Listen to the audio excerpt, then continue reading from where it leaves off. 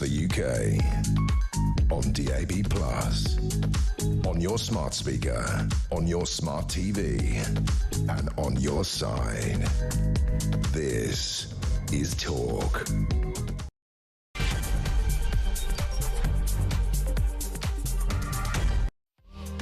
Well, do you think we should withdraw from the European Convention on Human Rights? Well, you're a Nazi. That's what Richard Hermer, Lord Hermer, who is the Attorney General, the highest law officer in the government, that's what he thinks. He says he regrets those remarks made in a speech yesterday, but does he apologise for them? No, he doesn't. We'll talk about that. That's our main story today. I know lots of people who want to withdraw from the European Convention on Human Rights. Many of them are members of parties like the Reform UK and indeed the Conservatives. Are they Nazis? Well, it was clumsy, he said, but he hasn't apologised for what he said. We'll look into exactly what he said and why I think he should apologise. Keremy Badenoch texts him at Farage, says he and Starmer are involved in a race to the bottom over welfare handouts. This row over two-child benefits continues. And Nigel Farage accusing Keir Starmer of Project Fear 2.0. The civil service spending $27 million a year on DEI initiatives. That could pay for 1,000 nurses. Yes, really. And Transport for London says, don't risk tackling fare evaders. Don't do what Robert Jenrick did yesterday in his video, which has now got 10 million views. Yes, really, I think it is the most effective bit of opposition work that has been done in the last 10 months by the Conservatives.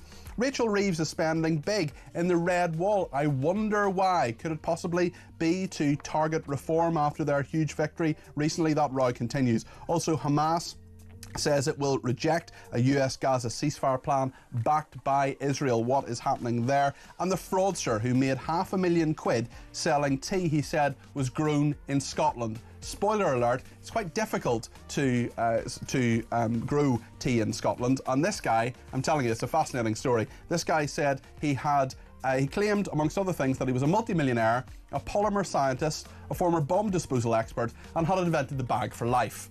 Yes, really. You're going to want to hear that story a little bit later on. Stay with us here on Talk. Loads to discuss. 0344 499 1000 is the number to call. You can text me at 72222 with the word talk in your text. You can tweet me at talkTV, follow me at Peter Cardwell, and remember the main number does three things. You can send me a voice note, you can send me a WhatsApp text message, or give me a ring on 0344 499 1000. Stay with me between now and 7. Loads to discuss here on Talk Drive.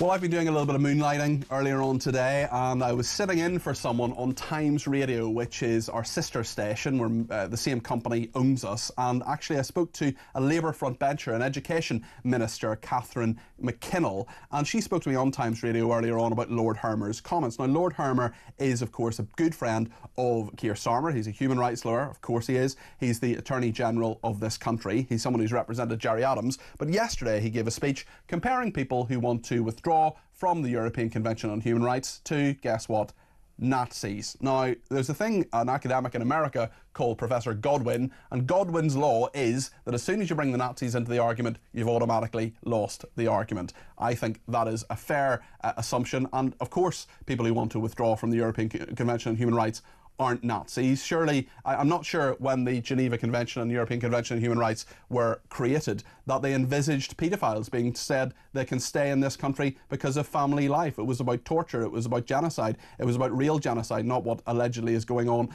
what Israel is accused of doing, which isn't real genocide. I spoke to Catherine McKinnell earlier today about this on Times Radio, as I said. Let's just remind ourselves of what she said to me.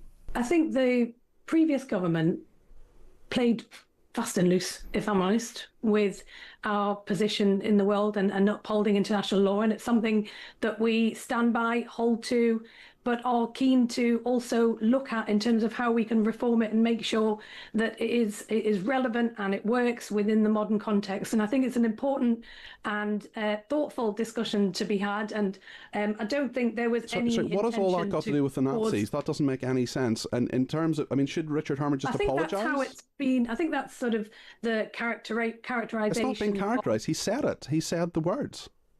Well, I think the important thing is we recognise that actually there's a genuine debate and discussion to be had on this subject. Is it a genuine debate and discussion by calling people Nazis? I mean, David Lammy's done it previously, hasn't he? He's the Foreign Secretary, and he called the President of the United States a neo-Nazi sympathising sociopath. You don't have a good record on this, do you?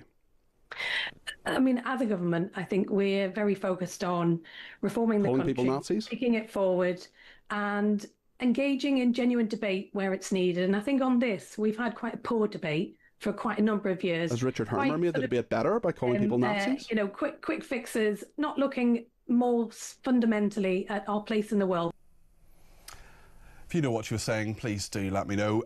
Elliot Wilson is with us. He's a writer and former House of Commons clerk. Elliot, very interesting to talk to you today. What do you make of this row?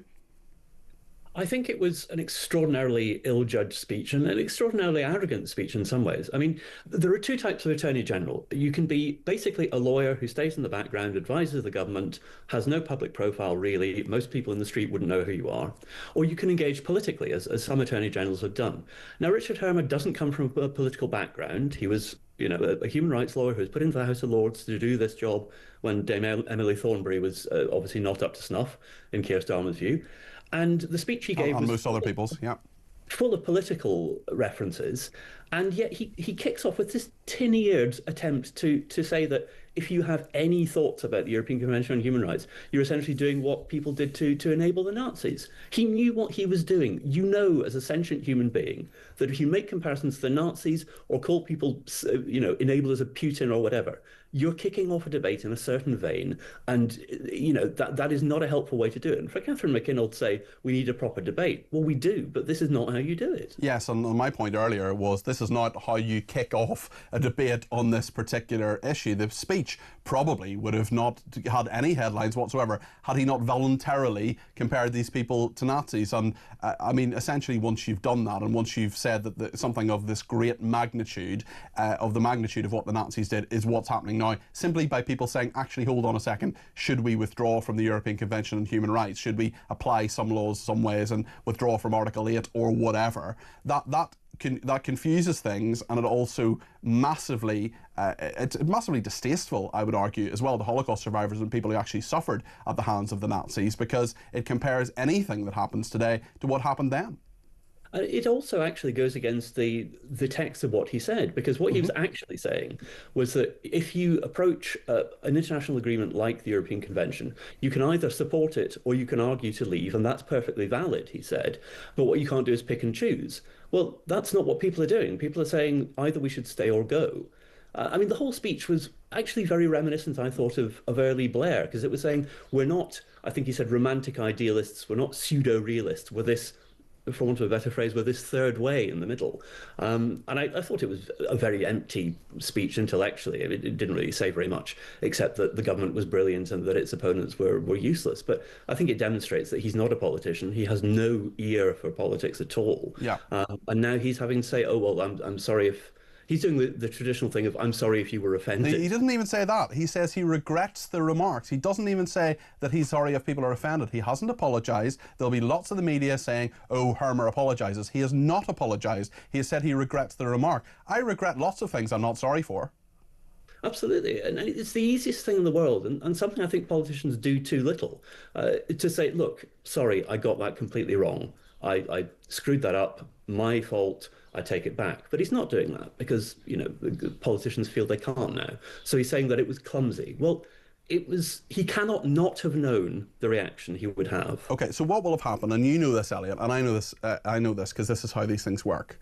Any government minister who wants to make a speech, what happens is they get it drafted by speechwriters who are in the civil service, then they add political content, their special advisors, themselves, they write it, they're happy with it, they get it all together, it goes through various drafts, then it goes off to number 10. Number 10 have a look at it, they read through it, they vet it and change things and take things out and say, well, actually, this other thing's happening that day, so we don't want you taking focus off that, so can you do it on Wednesday rather than Tuesday? Because on Tuesday we've got this big announcement, and then if you do it on Wednesday, that'll mean that you can that can fly under the radar somewhat, and that will happen. Loads of people looked at this. Loads of people in the government, not just Richard Hermer, loads of senior people in the government saw this, and they didn't see the big flashing Nazi language coming out of it. This is yet another created problem that Labour have brought upon themselves. I agree entirely. I mean, it wasn't even an offhand remark. It was a comparison which was worked through. It was sewn through the text of the speech. It was quite detailed, and it gave names of German jurists that most people wouldn't have heard of. This was clearly planned, and unless Richard Hermer has come from another planet yesterday, he will have known, as will everybody else who, as he rightly say, will have looked at the speech, what the reaction will be. So this must have been what they wanted in a sense, but I think they've not got the reaction that perhaps they might have desired. Let's talk about Kemi Badenoch. She has taken aim at Nigel Farage and Keir Starmer for a race to the bottom over a welfare handout. She disagrees with them both for different reasons. Keir Starmer and Nigel Farage disagree on many, many things, but they both think the two-child benefit cap should be lifted. What do you think about the issue itself, Elliot? And secondly, what do you think about the row that has happened? Who's going to win, do you think? I think the issue itself is difficult because on the one hand, there is a very valid point that it is not the role of the state to subsidise people to have as many children as they want, to suit a lifestyle or a desire. On the other hand, we're talking about two different groups of people. There are people who might have children, and there are people who have children now. And those two groups are obviously affected in different ways. So I think it is Although not if they had children before 2017 when this came in. Absolutely. I think it's a difficult philosophical issue to wrestle with. And I think, again, like, the European Convention, it's something that needs careful, calm debate, which it's not really getting.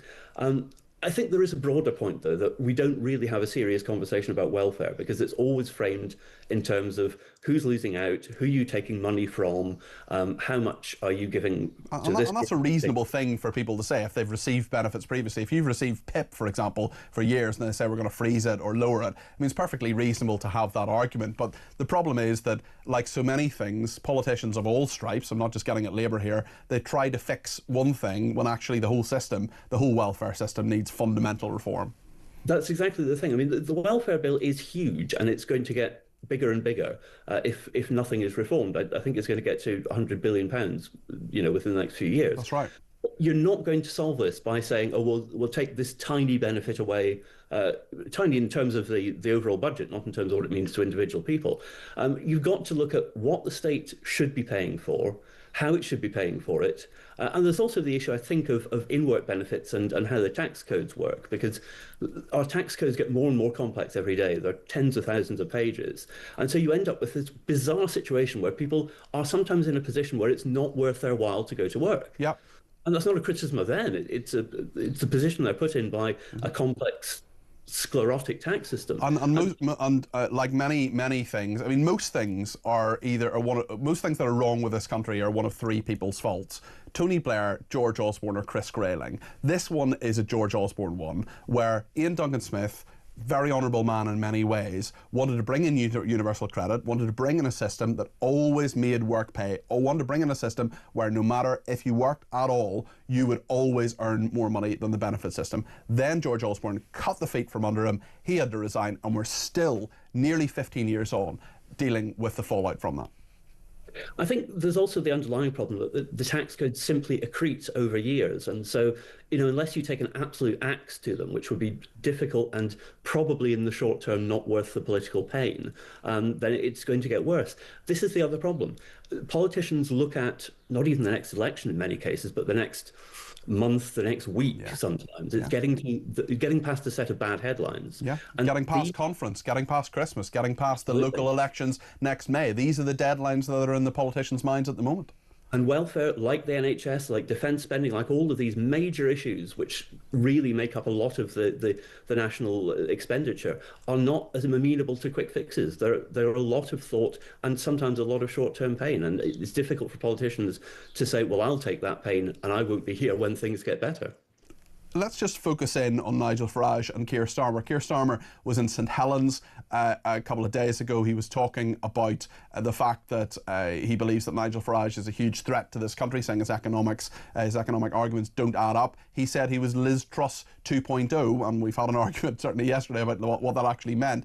Now, Nigel Farage has said that Starmer is Project Fear 2.0. We remember back in the again, George Osborne, back in the Brexit debate, George Osborne was scaring us all by saying, you know, our entire economic system is going to collapse if we vote leave. In a shock move, it did not. What do you make of the language around this? Will people get the references? Will they understand this kind of language? And is comparing it to Project Fear and actually Liz Truss, are those useful political methods, do you think? I think the Liz Truss reference is probably, for the moment, a useful shorthand for the Prime Minister, because Liz Truss stands in the public mind for chaos, disaster, retreat from policy, economic disarray. I think Project Fear is starting to age a bit. You know, it's 10 years now since the referendum almost. But I think there's also something really disappointing about the fact that you've got the Prime Minister and the leader of, you know, in opinion poll terms anyway, a major party. Basically the leader of the opposition, effectively. Sort of these slogans which are badly out of date and not actually saying this is what might happen, this is what I think, this is what he thinks. It's an attempt to fix something in the public mind, because we know that the public pay very little attention to politics, and why should they? But I think it reinforces this idea that politicians are a different breed, that they're talking a different language, and that they're having a different conversation to the ones that ordinary people are having. And I think that just makes the situation worse. Elliot, thanks for your thoughts today. That's Elliot Wilson there, writer and former House of Commons clerk. Let's speak to Peter in Croydon. He's given me a ring on 0344 499 1000. Peter, you're very welcome to the programme. Good afternoon, Peter. Excuse me. Yeah, sorry. A couple of points. First, about Lord Harmer. I mean, he should resign, basically. I mean, now, as far as Labour are concerned, we're far-right Nazis, you know. So, he should resign. A lot of people will associate that. Peter, you're absolutely right. A lot of people will associate it with the language that Keir Starmer had in his speech last summer, when the riots were happening, and his reaction to all of that, and this too. And is that really what Labour think of people on the right, that they're far-right Nazis and thugs? That's the problem. Those images stick in people's minds, and perhaps rightly so, Peter. Absolutely. Didn't Lord Harmer have an issue a couple of months ago about something?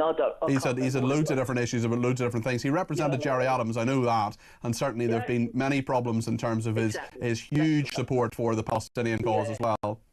Yeah, can I bring up Israel now? You can if you want to, yeah. Thank you. Yeah, I mean, Fergal, I was going to say Fergal Sharkey, it's Fergal Keane, you know, the reporter. BBC journalist, yeah. Fergal Keane, he's been around for ages. Yep. There's a video online, basically, where he's interviewing Mr. Fletcher, the UN guy. Yeah, Tom Fletcher, he's the UN relief chief, yeah. Exactly, who said about those 14,000 children. Now, because of that, he was trying to be diplomatic, to be with all credit to him. But Fergal Keane, he was basically putting words in his mouth saying, so you mean it's ethnic cleansing? So you're talking about? Well, I haven't seen that video, Peter, and I just don't want to comment on it just at that point. But the point is, I suppose that Tom Fletcher made remarks where he said that 14,000 babies would die in 48 hours if relief didn't get in, and that was just factually wrong. That's why he said, I want to be diplomatic. Yeah, okay. A responsible journalist putting words in his mouth is disgraceful. Wow. I haven't seen that video, and Fergal Keane, of course, is someone who has a great reputation in the BBC. But Peter, I'll maybe go and watch it, and of course anybody else can go and watch that and make up their own mind. What we do know is that Tom Fletcher, the UN relief chief, said something that was factually wrong. It was repeated by 13 parliamentarians, and to my knowledge, not a single one of them has retracted it. Clayton in Dartford, thanks for your message. Every day that passes, I am more convinced we are being governed by a bunch of clueless muppets. Graham says Labour are no longer the nasty party, they are now the party that calls others Nazis. That's Graham and Bushy there. And Jane says the Prime Minister should come to Parliament on Monday and apologise to the country for the damage they have done. Call an election, he and his friends then carry on sneering, enjoying his special pension. Well, thank you for that, and thank you, I should say, to everybody who's been in touch. I said last week, or earlier this week actually, about the person who'd come up to me and being quite nasty and quite sort of quite intimidating towards me, and listen, people are entitled to their free speech, but it wasn't a pleasant experience. What happened today was two lovely things. Two really nice people came up to me in the street and just said, hello, how are you, enjoy your shows, thanks very much, things like that. One of them was Alex, who I spoke to in the corridor earlier on, and Nazeli is the wife of Rafi. Rafi came up to me and he said, my wife Nazeli is a big fan of your programme, so I just want to say hello to them. Thank you for saying hello. I know Rafi is a man who takes a lot of pride in his work and does his job very, very well indeed. He's refurbishing a flat at the moment. Lots to discuss in just a moment here on Talk. We'll talk to Maxwell Harrison, Kent County Councillor for Reform UK. We'll talk about Badenoch, Farage, and indeed Richard Hermer, who thinks that people who want to withdraw from the European Convention on Human Rights are similar to the Nazis. What do you think? 0344 499 1000.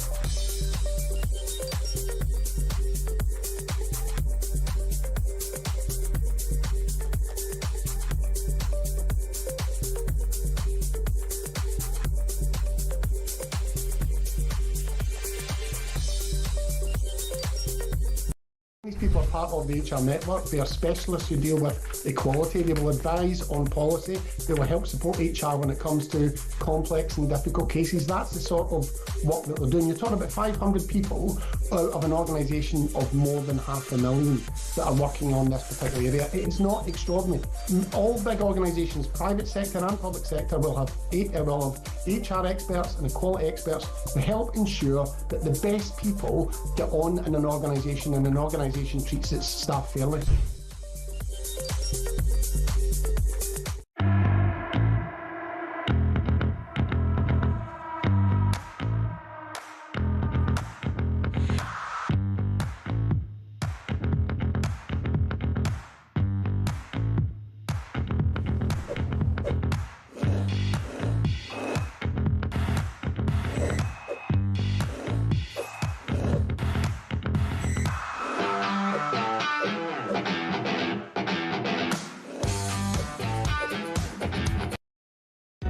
Across the UK, on DAB+, on your smart speaker, on your smart TV, and on your side.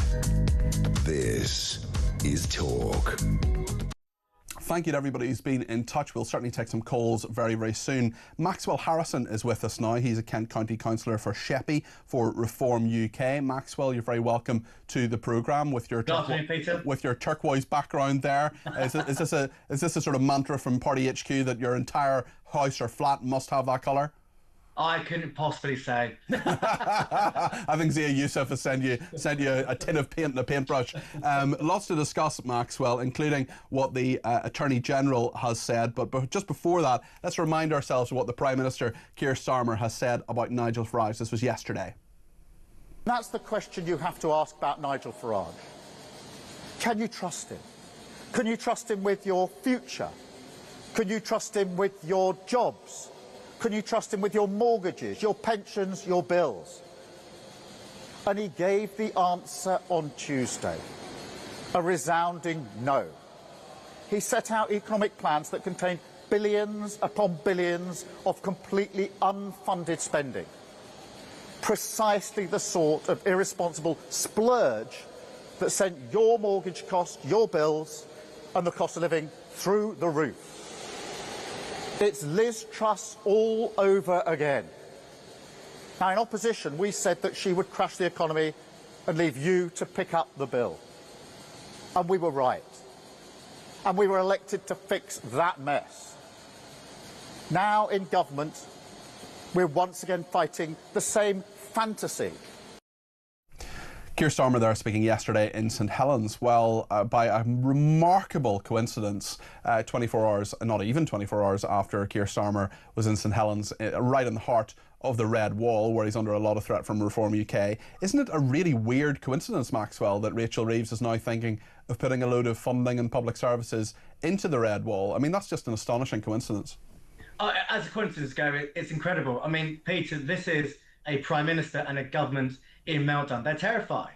And actually, if you look at today's polls with Techne and find out more, we're on now 31 to 32%. The Labour vote is now struggling at 23. They are absolutely terrified of the rise of reform, and so they should be. I mean, even in the by-election last night in Carmarthenshire, the Labour vote collapsed by 35%, and Reform won in this Welsh seat. So, it's incredible to watch them sort of panic and fluster. They don't really know what to do, or they have no sense of direction. They're now throwing anything they can at the wall to see if it will stick with voters, and it just won't. People do not trust the Labour Party anymore. This is a government in decline, and this country has simply had enough. It's interesting, though, as well, that that Keir Starmer's been saying other things. He also hit back when asked if Nigel Farage was more relatable. There's something in this particular clip that it's new information. It's going to astonish you. This is what Keir Starmer said. I don't need lectures from Nigel Farage on what it means to be working people. I know what it means to work 10 hours a day in a factory 5 days a week. And I know that because that is what my dad did every single working day of his life. And that's what I grew up with. So I don't need lessons from Nigel Farage about the issues that matter most to working people in this country. Thank you, Chris. An exclusive line there from Keir Starmer. Apparently his father was a toolmaker. Maxwell, I'm glad you're sitting down to receive that information. We didn't know that. No, never heard it before, but it's pretty accurate in my opinion. I mean, how bonkers is that? I mean, my mother's a financial mortgage advisor, but I wouldn't be able to tell you the intricacies of how to get a mortgage or anything like that. So it's frightening, but it actually shows you that him trying to do the whole stand-up, no notes thing, no tie, it's so uncomfortable for him. He was, yesterday was appalling from the Prime Minister. 16 times he referred to Nigel Farage. He just doesn't get it. And what we're seeing now is the media are turning against him. They can see he's weak. You can see actually now the kink in the armour. This Labour government, they're struggling. I know it's pretty pathetic stuff from the Prime Minister, but why should we be surprised at this point? But the question he's asking, though, Maxwell, is do Reform UK sums add up? Because Nigel Farage, he gave a longish answer and had a lot of figures in it in regard to how he would pay for all the things he wants to do. But one of those particular points, I put this to your party chairman, Zia Youssef, yesterday, but I've upgraded it to you, Maxwell, today, in regard to say that 40 billion would be saved if we came out of net zero policies. The fact is, it's net zero's cost to the economy. And there will be people who look at these figures, the Institute for Fiscal Studies, for example, will run over them and say, actually, Nigel, do your sums add up? No, of course. And at this moment in time, we're building a policy platform. But of course, when we get to the next election, we'll have more substantiated facts, figures and statistics. We're working off the information that we've been given at the moment. But actually, what is very clear is that our priorities lie with the British people. And we will make savings where we can to stop nonsensical things like asylum seeker hotels, like net zero, and we will pump that money back into the British people to invest in them. So that's actually the priority. We can argue about the facts and figures until we're blue in the face. What's important to voters out there, the reason why we're going up in the polls and the reason why we are now on course to win the next general election is because our priorities lie in a different direction than that of both the Conservative Party and the Labour Party. Is Project Fear 2.0 a reasonable thing to say? Is that something that people will understand? Will it cut through? And also, in terms of Starmer, isn't there a slightly better response to referencing the Brexit debate 10 years ago? No, I mean, this is the man who just cancelled elections for 5.5 million people, and he postponed them. He didn't cancel them. He postponed them. Well, we can argue about the language. He postponed them. He postponed them. We can argue about the language. In our view, he cancelled them. He knew the fear and the damage that we could do with reform. And if you look at what he tried to do back in the Brexit days, he tried to thwart the largest democratic exercise in the history of this nation. So actually, it is actually a good sort of sentiment to use and statement. It resonates with those, particularly non-voters, who haven't voted since 2016. They are lying through their teeth. We're going to see the attacks from the media intensify and increase over the next few months and years to what closer we get to the general election, because we can all see that Nigel Farage now is the heir to number 10. It's clear as day, And the closer we get, I mean, Wales, it's a big ask, is it not? You're saying he's the heir to number 10. You've got 5 MPs. OK, you've got hundreds of councillors, and congratulations on your victory in becoming one. But you have 5 MPs. Do you honestly think Nigel Farage can go from 5 MPs, he should have 6 if the Rupert Lowe argument hadn't happened, but from 5 MPs to over 325? I mean, that's a huge leap. No, 100%. We will achieve it.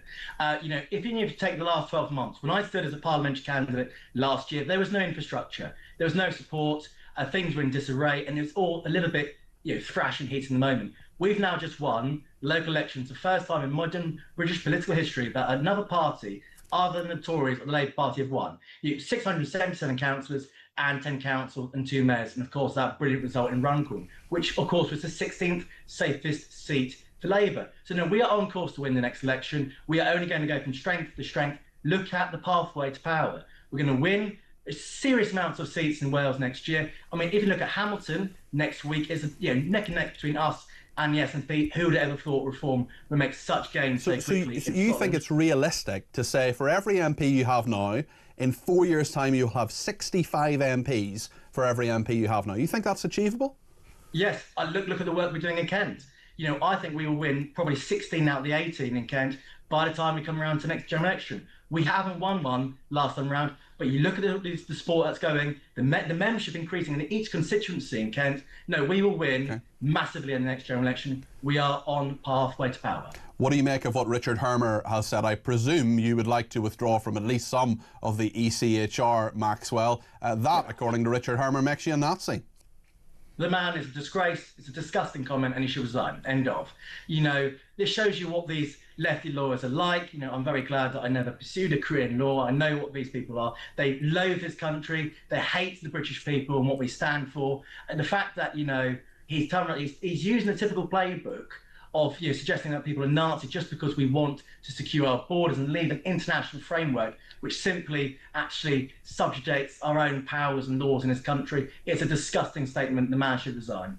Thank you, Maxwell Harrison there, Reform UK councillor for Sheppey in Kent. Joanna in Salisbury says, "Hi Cardi P, I am a leave the ECHR Nazi, a protectionist of my country with its laws and customs. If Starmer doesn't want to leave the ECHR, he needs to stop his buddies in the legal profession making huge fees using the ECHR and getting rid of people illegally here, having left the EU, that are in the ECHR, and use it when it suits them," says Joanna. Jane says, "That speech from Starmer sounds worse today than it did yesterday. He's a cheek to go on about pensions when he knows that his is safe. The Prime Minister is pathetic." Do you know there was a particular piece of legislation, an actual piece of legislation, a government bill specifically for Keir Starmer's pension so he could get a higher pension? That is a fact. Stuart has been in touch and says, Starmer asked, "Can we trust Farage?" Absolutely yes. Way more than you, Keir. You have lied and lied and lied, says Stuart. Well, we'll talk in a second about DEI initiatives, diversity, equity and inclusion. The civil service has spent £27 million on them. Also, 80,000 civil service jobs could be scrapped to save taxpayers £5 billion a year, according to a report. We'll look into that with Andrew Allison from the Popcorns in just a second. Stay with us.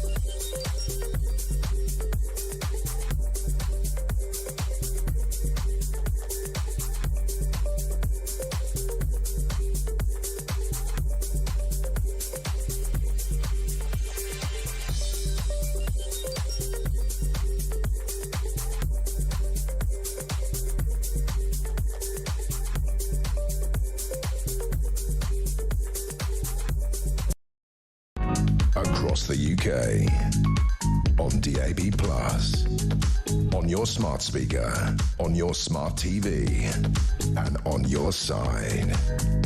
This is Talk. Leslie's been in touch and says, "Hi Peter, Starmer asked yesterday, can you trust reform? Is he really that tone deaf that he thinks the country trusts him after all his lies?" says Leslie. Quite a number of people getting in touch with that sentiment. Darren has been in touch on Liz Truss. So I thought I'd take a look back at Liz Truss. And when she came to power, the FTSE was 7,200. When she did a mini budget, it went down 5%. And the day before she got fired, it had recovered 1.5%. So it was between 3.5% and 5% down. I don't see anybody saying there was a crash when Trump went down 16%, the S&P. It's a nonsense. This wasn't a crash. Darren, we're going to respectfully disagree. There are a load of people with mortgages, there are a load of people who've lost money on their pensions, there are a load of people who were in severe financial difficulty and uncertainty because what Liz Truss and Kwasi Kwarteng did. Kwasi Kwarteng was the worst Chancellor this country has ever had, and I include the current Chancellor in that, who isn't much better, but not as bad as him. Thank you to Al, who says, "Can nothing be done to prevent politicians and wannabe politicians saying they're very clear about everything?" That's been around for ages. Anybody who says, let me be clear, or that they should get around the table, they're just waffling. Jane says, "Don't forget Nigel Farage didn't come back until June the 3rd last year. Look how far they've come since then." Yeah, it hasn't even been a year. Although, did he really go away, Jane? That's my question. It's Peter from Lancashire. Hi, Peter. "It's my view that as a 70-year-old man, reform deserves a chance at the next election. If they make a mess, the time has come for a revolution. Scrap the monarchy and start again." Well, that is a very severe course of action. I think I'll probably stick with the democracy I have, if you don't mind, but I totally understand the sentiment, and I totally understand how frustrated people are with the political system that we have that just isn't working for anybody. Reform has an alternative. I'm not saying you should vote for anybody or not vote for anybody else, but I can totally see where people are coming from when they want to change the system, however that comes across, especially when the civil service is spending £27 million a year on diversity, equity and inclusion initiatives. Andrew Allison is the head of campaigns for the Popular Conservatives, the Popcons. Andrew, thanks for joining me today. This is a huge amount of money, a full audit of Whitehall wokery showing that hundreds of equality staff are employed by the government on average salaries of £53,000 a year. The average salary for everybody else is £36,000 a year. That's the average salary. So why do they need so much more to tell us how much we need to change and make everything more equitable? Not only do they not need so much more, Peter, we don't really need them at all. You know, in the height of the British Empire, there were 40,000 civil servants that administered not just Britain and Ireland as it was then, but far-flung places around the world. 40,000 civil servants. We've got over 500,000 civil servants now. That's grown by over 130,000 in just the last 9 years. And then you've got acts of parliament like the Equality Act of 2010, which basically industrialised the DEI industry. Now, I mean, I don't know about you, Peter, you've worked in the civil service. I worked in the civil service many decades ago, but I have never seen discrimination inside the civil service. I've never seen people being discriminated against because of disability, their ethnicity, or their sexuality, or their gender. Why on earth does the government, basically that's what it is, the civil service, why does the government need to have hundreds of these DEI officers to basically ensure that the laws that they have passed are complied with? I think the answer is no, they don't. It's also, I mean, £27 million, when you hear the big numbers, billions, and we're going to talk about a 5 billion figure in a minute, I find a lot of people, including me, get a bit lost. I can't really conceive of what £5 billion is. I can probably conceive what 27 million is, which would be, you know, a very, very, very nice house in the centre of London or something like that. But it's a lot of money. But if you actually break it down, the amount would pay for winter fuel payments for 135,000 pensioners or fund more than 1,000 nurses. Give me the nurses or give me the winter fuel payments. That's what I say. The trouble though, Peter, is the politicians, and I say all of them, Conservatives, my party, Labour, Reform, Liberal Democrats, Greens, the lot of them are just not being honest with the British public. We haven't had a balanced budget in this country for the best part of 25 years. And we have to cut public spending dramatically. So yes, you come to these budgets where the Chancellor talks about fiscal headroom and various things like that no one really understands. But the truth is, if we want to actually eliminate that deficit, and if we actually want to start paying back the money that we've already borrowed. Just start paying it back. We're going to have to cut budgets by about £200 billion a year. But there isn't a single politician in this country who will tell you that that needs to be done. Although 80,000 civil service jobs should be scrapped to save taxpayers £5 billion a year. This is a report by Policy Exchange, which is a Conservative think tank. It found identical jobs are being done sometimes by 2 pay bands higher than they were 30 years ago. This is the former Home Office Director and report author Stephen Webb, who said a slimmed down civil service would allow for better pay for remaining talent while making big government savings. The proposals in the paper don't require scaling back services, but should allow the system to work better. It needs to be cheaper and more effective, he says. Yeah, I completely agree. We've got to start some way. It was President Ronald Reagan who said, you know, $1 billion here and $1 billion there, and soon you start sooner or later it all adds up to real money. Yeah. Yeah, but he's right. So you've got to start somewhere, and you've got to start making these savings. And as I said at the beginning of the interview, Peter, we have 40,000 civil servants at the height of the British Empire. Now we've got over 500,000. Now I know government does a lot more than it did then, but yes, £5 billion worth of savings for reducing the civil service by 80,000, bearing in mind that it's increased by 134,000 in just 9 years, is a very good place to start, and it should be done. Yes. Andrew, thank you for your thoughts today. That's Andrew Allison there. He's head of campaigns at the Popcons, the Popular Conservatives. Appreciate your thoughts on that. Stuart in Perthshire has been in touch and said, good evening, Peter. As people like Maxwell Show, our Reform UK councillor there on about 10 minutes ago, they have passion for what they're doing. When was the last time you saw real passion in a Tory or Labour politician or candidate? I think it may prove to be a real vote winner. Do you know what? I do actually think... I sort of respectfully disagree with you there, Stuart. I think there are some politicians who have passion. Doesn't mean I think they're right, but I think there are those who do have passion. I think Wes Streeting probably has passion. I actually think Robert Jenrick has quite a lot of passion, as his video showed yesterday. I'm trying to think of a Liberal Democrat with passion. I can't really. Don't know. Paddy Ashton back in the day, I suppose. Kevin is in Clacton-on-Sea in Essex. Kevin, you're very welcome to the programme. What would you like to say? Hello, thanks, Peter. Yeah, like what Lord Harman said, like about calling us all that. It's just wrong. I don't know. Like, it's not fair. You know what I mean? Like, I'm working class. I voted for Nigel. I've lived all my life. And he's your MP, isn't he, in Clacton? Sorry, Peter. He's your MP, isn't he, Kevin? Yeah, he's my MP. And yeah. He was in Las Vegas. And they're all moaning. I love him in Las Vegas. Because all it's doing is bringing light to Clacton. It's not a bad thing that he's over there, and all they seem to do is sort of like dig him out.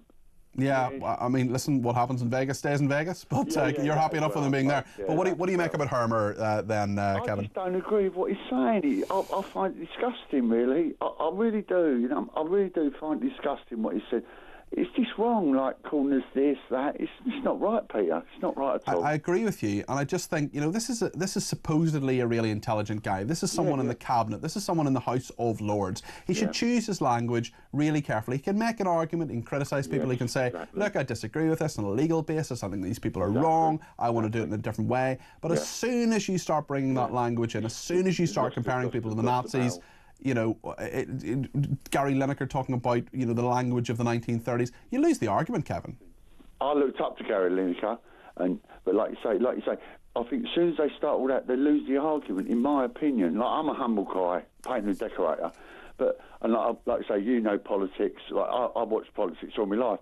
But as soon as they start naming all that, it's just wrong. They just lose the argument.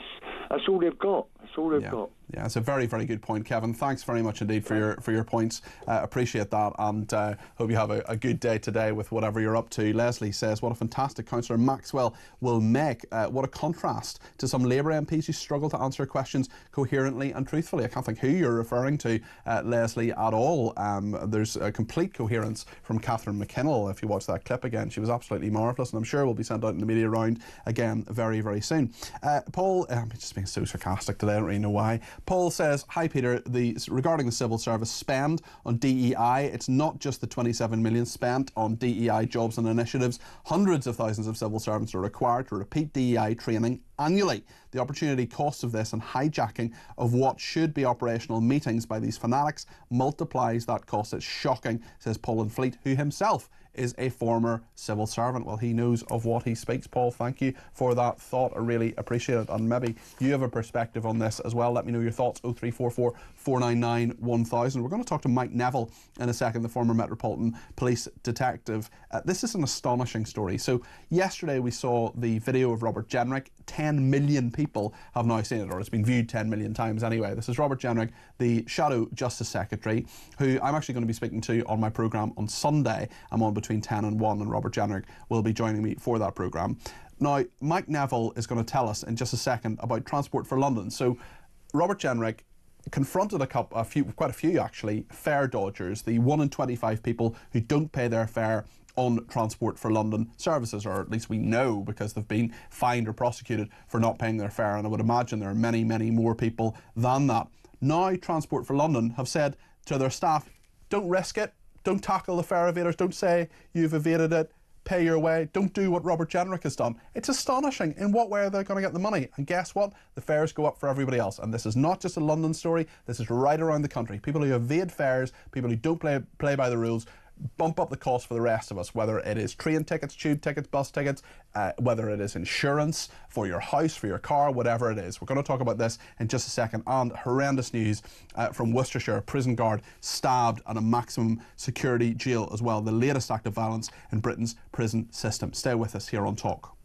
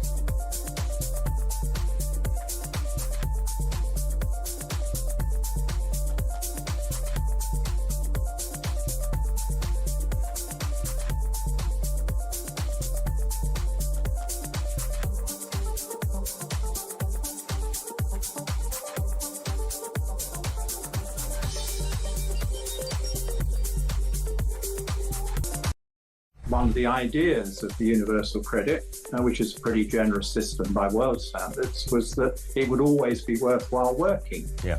So if you make universal credit more generous for those who aren't working, then you start to undermine the very purpose of the thing. And one of the things I do agree with the Labour government keeps saying is that they want to get a lot more of those people who could work but are not working into work. So they shouldn't be looking at making it more worthwhile not to work.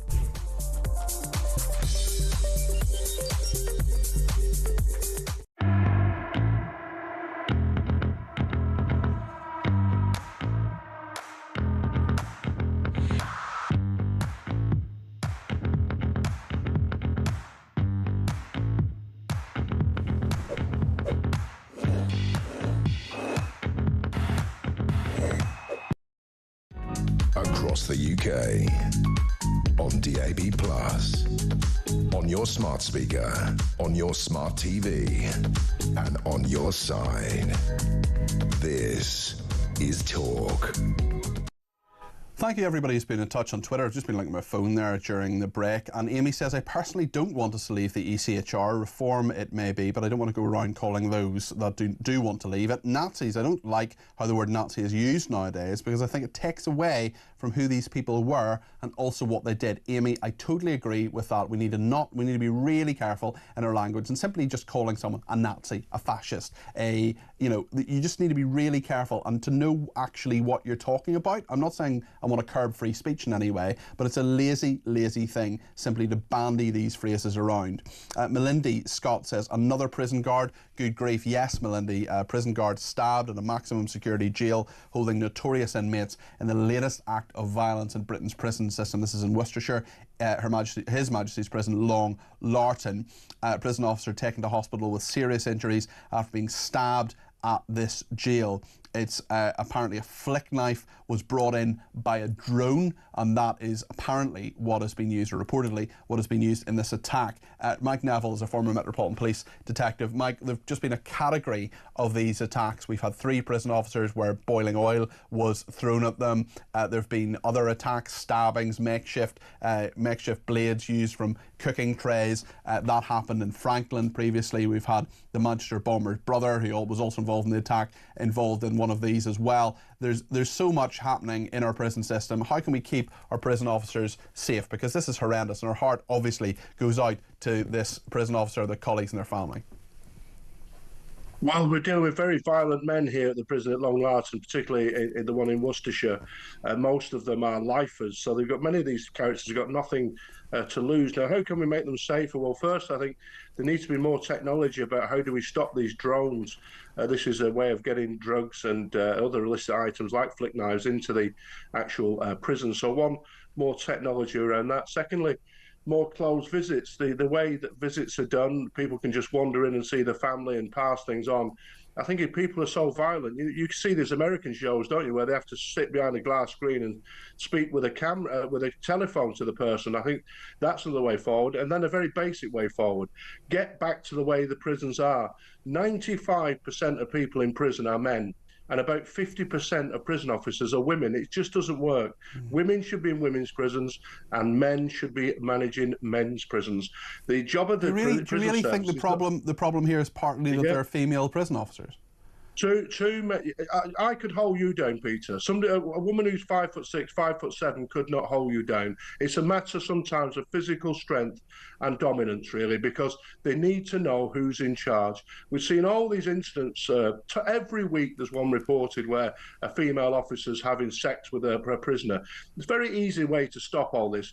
We used to have women in women's prisons and men in men's prisons, and that really makes sense to me. It's a simple thing. When dealing with violent, evil men, you need men who are big enough and strong enough to manage these individuals. I'd love to get, we must get Vanessa Frake on at some stage to have a chat with you, Mike, about that. I'm sure there are many female prison officers and police officers who would disagree with that, but listen, we'll have that debate maybe at some stage in future. I'm sure you'll be willing to take part in that, Mike, as I know you never shy away from a good conversation. Well, we'll not shy away.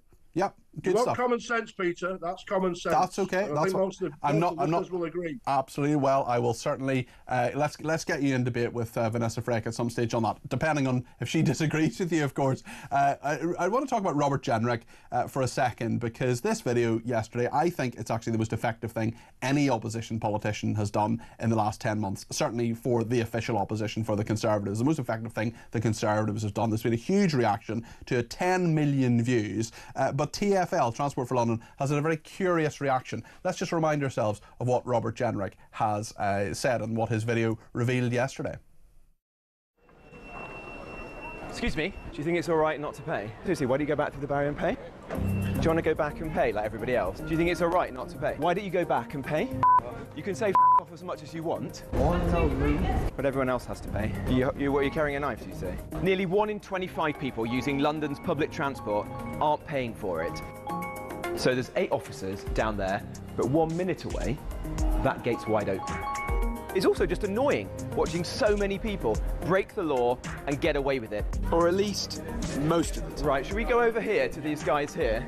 Excuse me, gents. Hello, hello. You're on camera, mate. You're bang to rights. Just step to the side and... All right, thanks very much, guys. It's the same with bike theft, phone theft, tool theft, shoplifting, drugs in town centres, weird Turkish barber shops. It's all chipping away at society.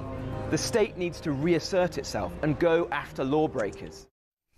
So that's Robert Jenrick, the Shadow Justice Secretary. He's actually going to be joining me on my programme on Sunday. I'm on between 10 and 1, both tomorrow and on Sunday. Mike, firstly, before we get into Transport for London's not just reaction to that, but what they've said to their staff as well, what do you make of that video itself as a piece of broadcasting, as an action of an opposition politician?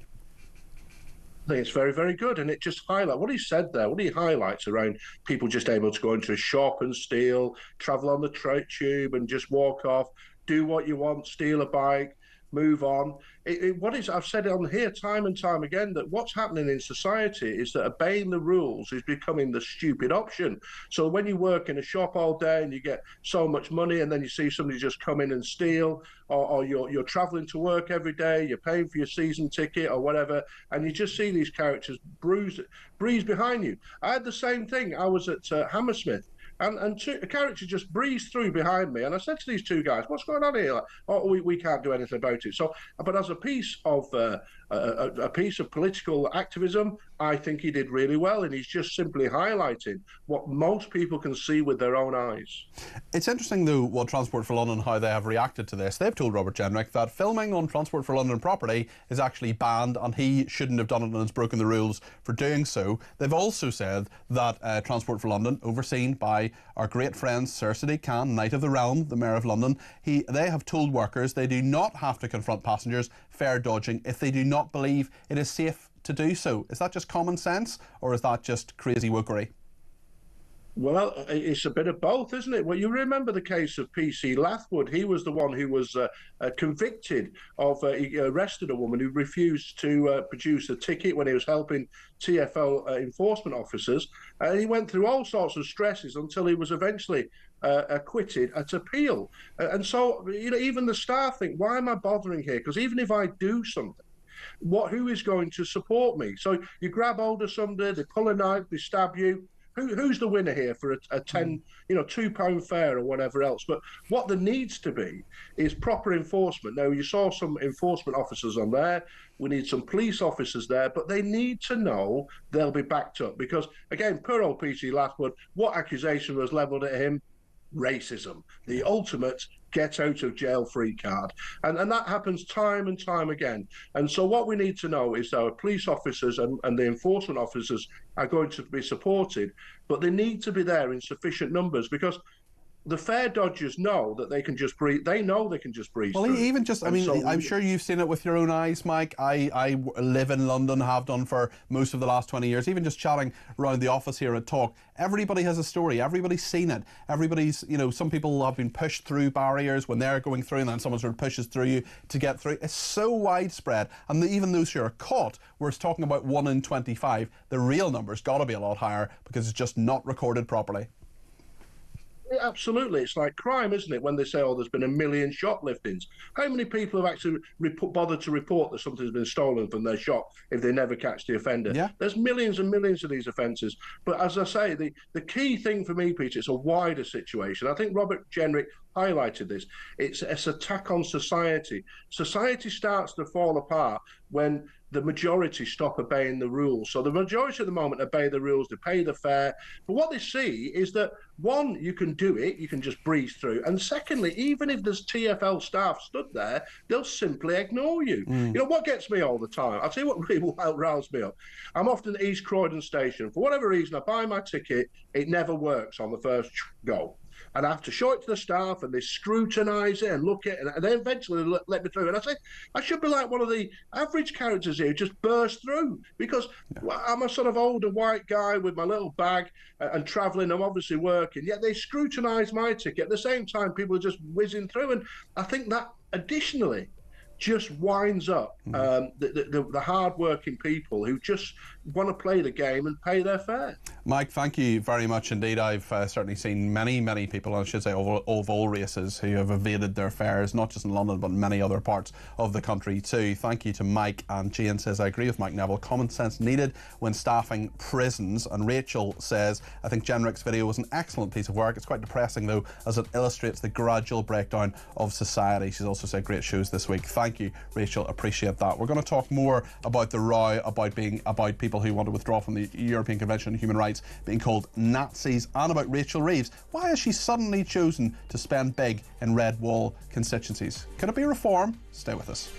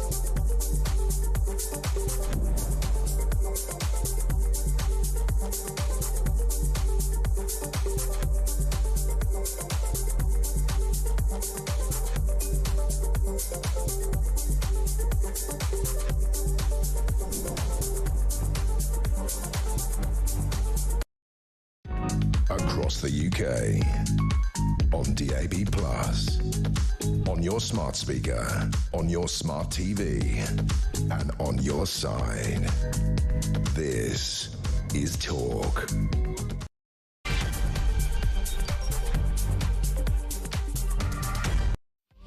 Very good evening. This is Talk Drive. Thank you so much for your company. Loads to talk about. Badenoch taking aim at Farage and Starmer with a race to the bottom over welfare handouts. Nigel Farage accusing Keir Starmer of Project Fear 2.0. Also, the Attorney General, the highest law officer in the land, in the government anyway, says that people who want the European Convention of Human Rights to be changed are like Nazis. Yes, really. He's one of Keir Starmer's best mates, Richard Hermer, who has become a member of the House of Lords. Why on earth has he said that? Tell me your thoughts on all of this. 0344 499 1000, that's the number to call. You can text me 87222 with the word talk in your text. You can tweet me at talkTV, follow me at Peter Cardwell, or you can send me a voice note, you can send me a WhatsApp text message, or you can give me a ring on 0344 499 1000. Thanks to everybody who has sent messages in, and especially about the prison aspect we were talking about with Mike Neville a minute ago. Leslie says, why has the Justice Secretary refused the call to prevent dangerous prisoners having access to boiling water in their cells? Well, this is another thing Robert Jenrick said. We're talking quite a lot about him today. He said, if these people who are dangerous never have another cup of tea in their lives, he doesn't care. If they don't have access to boiling water, that's fine, because if there's a risk of them throwing it over hard-working prison officers and actually having a major problem, injuring them severely, perhaps they can't work again, well, that is something we need to take really seriously. I know that one thing that some prisoners do it's an absolutely horrific thing, is they put loads of sugar in the boiling water and it sort of sticks to your skin and burns it. It's absolutely horrendous. On the Attorney General, Angela says he surely should be sacked. Good riddance to this friend and former Labour supporter with no prior parliamentary experience. His very left views and interference in many deals, including the Chagos Islands, won't be missed. Mike the Shoe says, I'm not sure how you can make the judgment, Peter, on Kwasi Kwarteng being worse than Rachel Reeves. He was Chancellor for about 5 minutes. The damage that Reeves has done in her period is far worse. Well, I think that Kwasi Kwarteng did an awful lot in a very short space of time, and had he been given longer, it would be in an even worse position. Another person says, I still can't understand the panic by Labour regarding Reform UK. We are years off an election. It's weird they're so obsessed with Nigel and Liz Truss. Now Labour trading insults to anyone not left-leaning. Where will this end? Well, let's talk to Andy Preston. He's a political commentator and the former Mayor of Middlesbrough. They're trading insults. We have, of course, Badenoch taking aim at Farage-Starmer, but perhaps just for the purposes of the first thing I want to talk to you about, Andy, Nigel Farage accusing Keir Starmer of Project Fear 2.0 in a furious response to the Prime Minister's attacks. What do you make of this? Well, listen, first of all, hello, Peter. Hello there. Friday, everyone. Hiya. I think Nigel Farage is on the front foot. He's buoyant. He's boisterous, he's loving this, and every time there's a debate, every time there's a controversy, there's only one winner, and it's him. So Keir Starmer can't stop talking about him, and so Nigel Farage is loving it. I think that Labour's reaction to Farage, to reform, to the whole thing, the announcement today, they're talking about £100 billion of money they're going to find and channel up north. While as a northerner, I kind of welcome that. It's really bizarre. It's really bizarre. It's a massive coincidence, isn't it, Andy? It really is a truly bizarre coincidence that Keir Starmer in the north of England talking about Nigel Farage, saying, Nigel Farage, boo, money, yay. And today, as night follows day, Rachel Reeves talking about, or at the front page of the Times, talking about in the spending review, the north getting a load of money. Let's just actually, just before we continue, remind yourselves of what Keir Starmer said about Nigel Farage yesterday. This is in St Helens in the northwest. Pure key red wall territory. That's the question you have to ask about Nigel Farage. Can you trust him? Can you trust him with your future? Can you trust him with your jobs? Can you trust him with your mortgages, your pensions, your bills? And he gave the answer on Tuesday, a resounding no. He set out economic plans that contained billions upon billions of completely unfunded spending. Precisely the sort of irresponsible splurge that sent your mortgage cost, your bills, and the cost of living through the roof. It's Liz Truss all over again. Now, in opposition, we said that she would crash the economy and leave you to pick up the bill. And we were right. And we were elected to fix that mess. Now, in government, we're once again fighting the same fantasy. So Starmer says this is Liz Truss 2.0. Farage has hit back and said this is Project Fear 2.0, making reference to the Brexit referendum and all the scare stories that irresponsible people such as George Osborne said. Andy, what do you make of this? Is this a civilised debate? Is this reasonable, or is this just throwing mud? Or maybe that's just politics? It's just throwing mud, Peter. What's really interesting then, I mean, first of all, I've never seen Starmer so animated. He's clearly very riled. I've never seen him deliver a speech so well. Is he worried? Comment on him as a politician. Is this just him being worried, Andy? I think it is him worried. And what's really interesting, he talked about trust. He talked about not trusting Nigel Farage. The truth is, the voters that Starmer wants to get back do trust him. Now, it doesn't matter whether his sums don't add up. It doesn't matter about his policies. It doesn't matter about his manifesto. There is something about Nigel Farage that people relate to and trust. And Boris Johnson, people will laugh, had a similar quality. You're absolutely right, Andy. Traditional, old-school, red wall Labour voters love. And Keir Starmer doesn't have that. You don't trust him. It doesn't look like he means what he's saying. It never looks like he's being truthful. And it's not just what it looks like as well, Andy. I mean, you're absolutely right. And, Farage and Boris Johnson, people like Donald Trump, Bill Clinton, Tony Blair, I would say those are the politicians who really connect with people. I've made that argument before. But with Starmer, people just don't relate to him somehow, and that's why he has to keep talking about his background. But it's interesting, it's not just what he says, it's what he does as well. Because in the last 10 months, people have been lied to. They've been told, the Labour government said, if we keep the winter fuel allowance, there could be a run on the pound. There could be economic disaster if we keep the winter fuel allowance. Now they're saying, oh yeah, we're going to do a U-turn on that. What are you meant to believe? Well, absolutely. I think the thing about Keir Starmer is it's not that he's the only politician who has told untruths and doubles up on what he said and then reverses it. He's not the only one who does that. But he's the guy who promised to clean it up and do things differently. And I think that's one of the reasons, Peter, that people are fed up. But what's really interesting is that Labour and the Tories have a Farage problem. It's not even a reform problem, in my opinion. It's a Farage problem. And it's Farage's popularity. And this money, so I'm talking about 100 billion, maybe it's 20 million, maybe it's really 50, who knows, builds a new bridge, builds some new roads. That isn't going to undo Nigel Farage. He isn't popular because he's promised to build a bridge. He's popular because he's got the X factor. And I don't know why Labour can't see that. Starmer's never, ever going to be popular. Doesn't matter what he does. Yeah, I mean, I just can't disagree with a single word of that, Andy. Really interesting. Rachel Reeves wanting to spend big in the Red Wall. Is this just bribery? I mean, look, I'm sure there are loads of people in the Red Wall who say, yeah, brilliant, bring on the money, bring on the public services, bring on the infrastructure. There's loads that needs to be done. There are a million different things that need to be sorted out. Today, of course, the government, their announcement, what they actually want to talk about is 1.2 billion right around the country, fixing up those hospitals and schools. But this could be an awful lot of money in the spending review on Wednesday, the 11th, for those Red Wall areas. I mean, it's very welcome, and I don't think any government should be too focused on the southeast of England. There should be, I mean, levelling up is a good idea anyway, I think, even if it's not necessarily feasible in a short period of time. But it's also not an accident, Andy. Let's put our cynical hat on and work out what's going on here, because this is not an accident. It's bribery. It's total bribery, Peter. And of course, Boris Johnson did the same thing with the levelling up and the money coming up to the northeast and other parts that have never really ever received any kind of money. But the truth is, when Boris Johnson did it, Keir Starmer and Rachel Reeves were going blue in the face and red in the face and screaming about how this was bribery and it was immoral and it was a con. Don't fall for it. Well, of course, they're doing the same thing. But what's really interesting, again, okay, growth is what we need. If we don't get economic growth, we are going to be bankrupt. Maybe not in 5 years, but certainly in 15 or 25 years. Britain and the West will be bankrupt if we don't get growth. Moving money from higher productive areas to the north might be morally great, and as a northerner, I welcome it. But it's not going to deliver the same degree of economic growth that is going to potentially bail us out. So they're creating a bigger crisis of growth for themselves.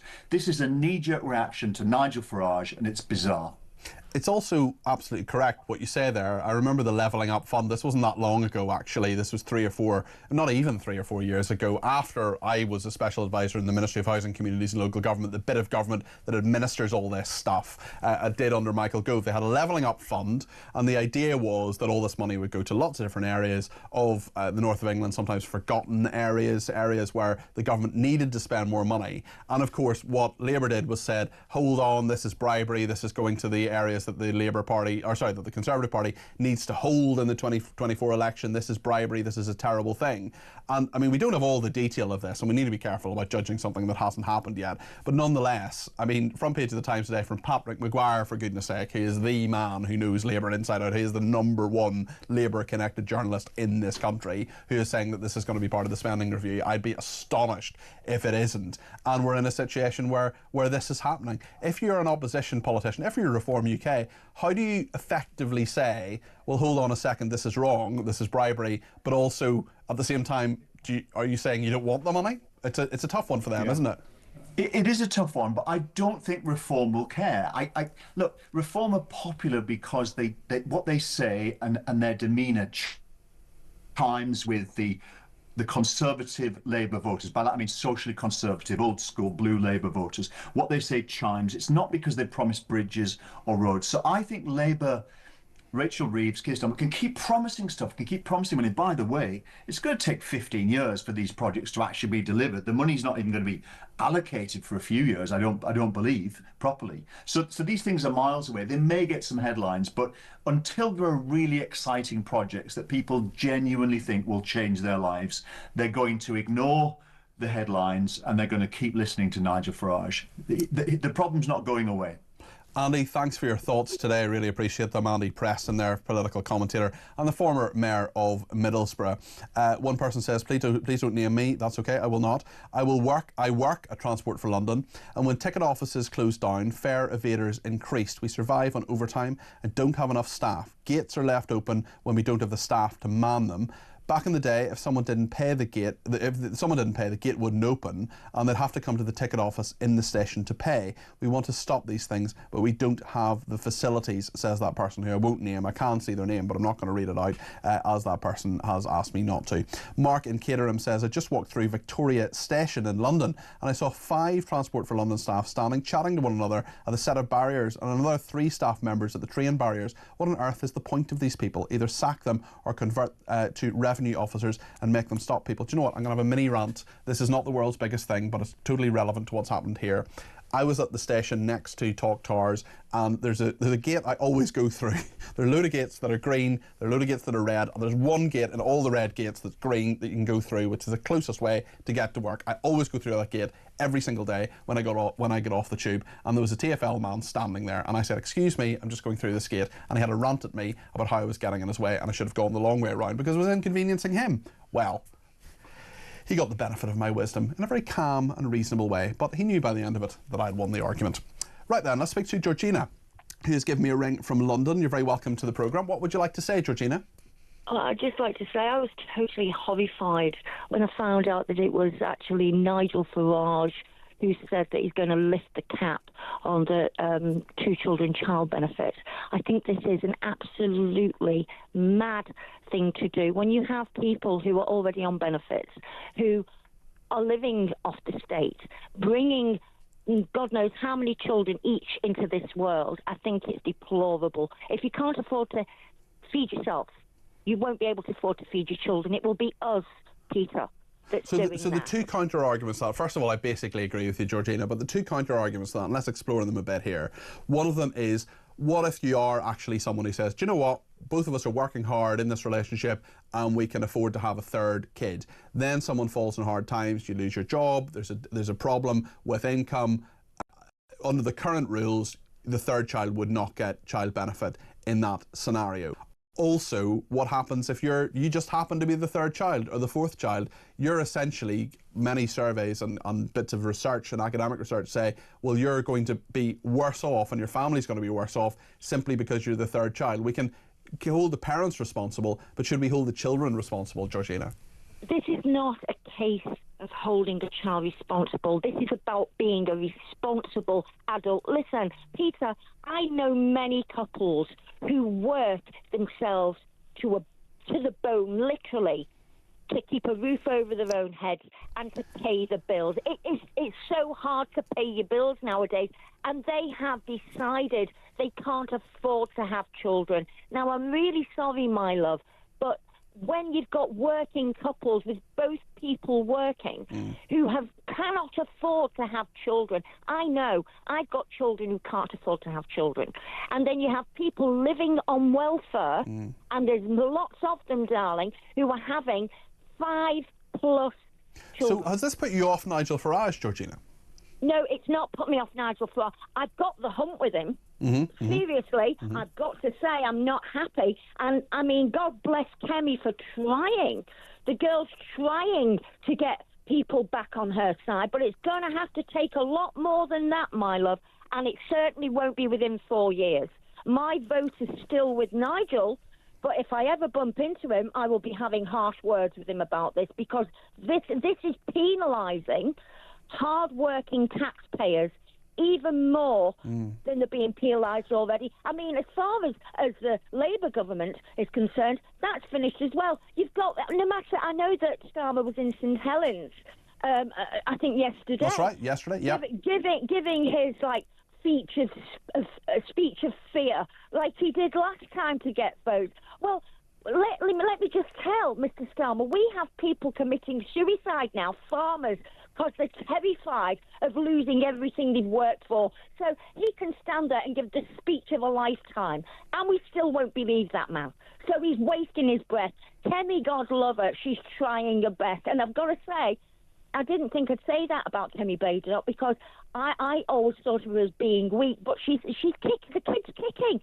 Good luck to her. But as far as prime ministerial gusto is concerned, it's Nigel Farage all the way. Okay. But he doesn't have to have gimmicks like this. And I say this is a gimmick to get voters who are on welfare.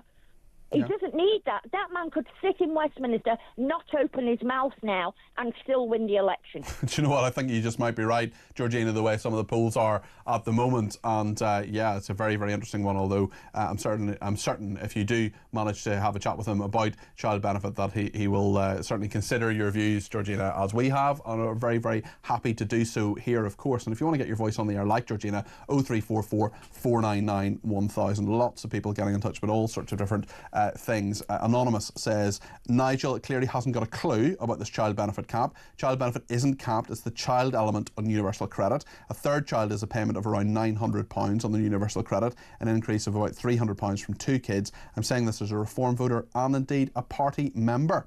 Hi Peter, says this person. Actually, I'll read that out at the very end of the show. It's a very nice message. Cliff says, I really think we need to have a total reset in this country. We need to have a government who will start asking the question just what we want and need the state to do for us. The state needs to stop interfering in people's lives and let them keep more of their own money and decide how they spend their money. The state is too big and too intrusive by far, says Cliff in Berkshire. Helen says, afternoon Peter, I believe because nobody cares anymore, I'm all right, Jack, etc. Another prison officer, what on earth is going on? I believe we are all on the woke boat. I love you and love your show, says Helen. Thank you. Clive in Solihull says, with regard to Robert Jenrick, he does have a point, but if he really wants to get some attention, why not come up with a realistic solution to stopping the boats coming from France? That would be very headline grabbing and even leadership winning. Great show as always, says Clive. John in Rugby says, another prison officer seriously injured. UK prisons should be run like the Black Dolphin prison in Russia. That's the kind of prison we need here. Take a look, Peter. Great show as always, says John in Rugby. I'm not sure Russian prisons are a model we should necessarily emulate, John, but I promise you I will have a bit of a look after the show as to what you suggest. I'm not familiar with that particular prison. Jane says the Chancellor should keep the money we don't have to give away. Labour are toast already. And Phil says, calling someone a Nazi must be hate speech. Why are the police not looking into it? Says Phil. Another person says, Starmer takes the phrase brass neck to a new level. What on earth does he know about trust and the truth? He grinds my gears. Unbelievable. Well, we'll get the thoughts of Sir Geoffrey Clifton-Brown, the Conservative MP from the North Cotswolds, in just a second. Let me know your thoughts as well. 0344 499 1000.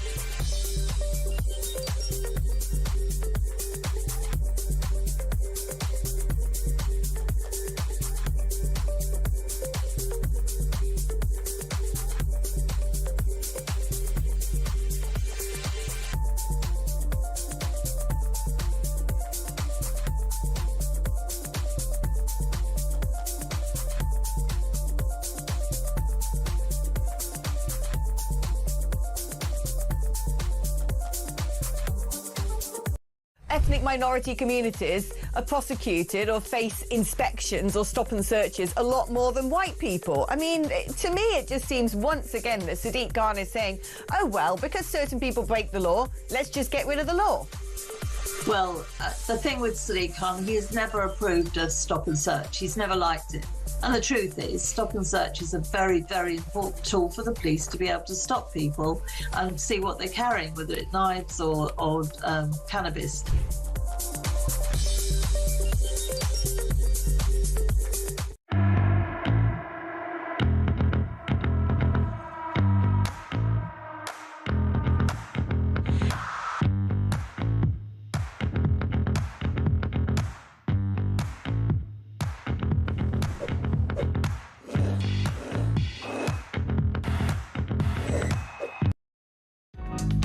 across the UK. On DAB+, on your smart speaker, on your smart TV, and on your side. This is Talk. Well, Lord Hermer, Richard Hermer, is a human rights lawyer. He, unsurprisingly, comes from North London and is very good friends with Keir Starmer. He was made a Lord and made Attorney General of this country when Labour came to power just shy of a year ago. He gave a speech yesterday where he compared people who want to pick and choose bits of the European Convention on Human Rights, who don't want to necessarily withdraw from the whole thing or keep the whole thing, but sort of do bits of it. For example, the Conservatives are saying that they wanted to derogate, as it's called. They want to ignore or withdraw from part of it, which is a perfectly reasonable argument. You may agree or disagree with it. Well, he's compared those people to Nazis. Yes, really. He says that's what the Nazis did in the 1930s.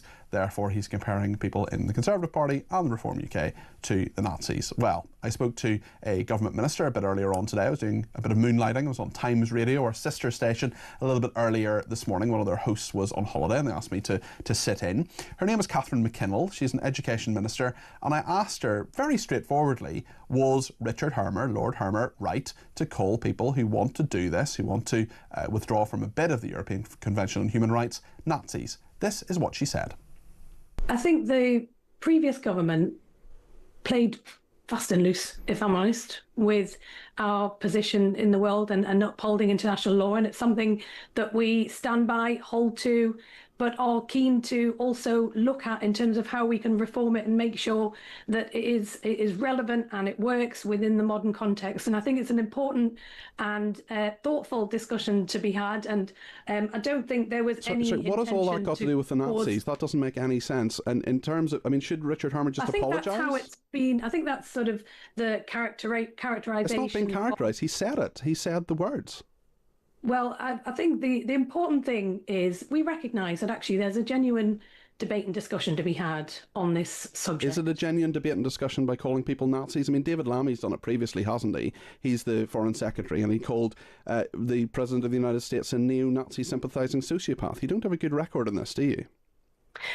I mean, as a government, I think we're very focused on reforming the country, people Nazis? taking it forward and engaging in genuine debate where it's needed. And I think on this, we've had quite a poor debate for quite a number of years. Has Richard Hermer made the debate better by calling people Nazis? Quick fixes, not looking more fundamentally at our place in the world. Catherine McKinnell, their Education Minister, speaking to me on Times Radio earlier today. Well, Sir Geoffrey Clifton-Brown is the MP for the North Cotswolds. He's a Conservative. He's also Chairman of the Public Accounts Committee. We've heard, Sir Geoffrey, haven't we, that Richard Hermer says he regrets this, but he hasn't apologised. What do you make of this, Roy? Well, I think people in the public eye have to be really careful about what they say. And I think it's perfectly reasonable for people to debate this subject. After all, we are getting in this country a position because of the European Court of Human Rights where criminals that have entered this country can't be sent back because they're sheltering under the provisions of the European Court of Human Rights. That is completely unacceptable. I cannot really see why we can't govern our own human rights in this country under our own laws. And the point is, isn't it, and you're absolutely right, Geoffrey, and the point is, isn't it, that when things like the European Convention on Human Rights, things like the Geneva Convention, all this structure, post-World War II structure, which was to avoid and to prevent any of that horrendousness that the Nazis actually did happening again, the point of it was nothing to do with keeping, people who are rapists here in this country because they have a quote-unquote right to a family life. Well, Adam, I think you've got it pretty close there. This whole structure was put up at the end of the Second World War after we'd had terrible atrocities, the whole Holocaust. Thousands of people have been tortured, lost their lives and so on. It's just totally different conditions now with this whole immigration problem. And it's no good, I don't think, Starmer talking about disapplying certain bits of the European Court of Human Rights, because I think clever lawyers will just simply get around it by using a different bit of the European Court of Human Rights. So in my view, if you really want to solve the problem of illegal immigration, we have to leave the European Court. Now, I know that's not universally held in my party or in government, but that is my view. And then we need to make our own laws to govern our own human rights and get really tough with people. If they come and they accept the whole hospitality of this country, they should not break our laws. And if they do, they should be expected to be sent straight back. What do you think about the language and the comparison and the fact that a Nazi comparison was used here? Because my view of this, and I wonder what yours is, Jeffrey, once you start talking about the Nazis, you basically lose the argument. And similarly, you are cheapening the fact, and I know there are very few Holocaust survivors around these days, but to them, to their descendants, both Jewish and non-Jewish, there are, even comparing these things, to me, is really quite insulting, actually, because what the Nazis did, what the Holocaust was, is so incredibly far removed from anything even around this debate. Well, I entirely agree with that. And I would remind you and your listeners that actually Putin is using the Nazis as the so-called Nazis as an excuse to go to war with Ukraine. So this is really how bad it is to start calling people Nazis. And I think for a high-powered lawyer, well-educated like Lord Hermer, to say that is really quite unacceptable. And I think he ought to apologise. Where do you stand on the two-child benefit cap, Jeffrey? Well, this is a tricky one because our birth rate in this country is very low. On the other hand, there are literally thousands of people, hundreds of thousands of people in this country scrimping and saving to have children. And then for them to have to go and pay taxes to pay for other people who are not working to have as many children as they like doesn't seem to be totally fair to me. So I think whilst I'm perfectly happy for some form of allowance through the tax system, I think, for people who have children, because they are working, because otherwise they wouldn't be paying tax, seems to me a much better way of going about it, rather than a universal benefit for every child that everybody has. We have an interesting political debate going on at the moment, not just about two-child benefit cap, but just in general between Nigel Farage and Keir Starmer. They're trading a war of words at the moment. Nigel Farage accusing Keir Starmer of Project Fear 2.0. The Prime Minister saying he's like Liz Truss, or would be as bad as Liz Truss in his economic arguments. What do you make of that row? And do you agree with both men who seem to think that Reform UK are not in actuality, but in principle, or I suppose in terms of how they're being treated, both by so many different aspects of our society, not least politically, actually the opposition in this country? Well, we've got an interesting political debate emerging here, haven't we? We've got the Labour Party blaming the Conservatives, saying they're not the real opposition. We've got Reform saying the Conservatives are not the real opposition because it suits their purposes that actually they both want to try and diminish the Conservatives as much as possible. But I think this whole thing has been way overblown. When you think we have 121 members of Parliament elected in Parliament, Reform now have 5. I'm not saying I'm not being complacent in any way.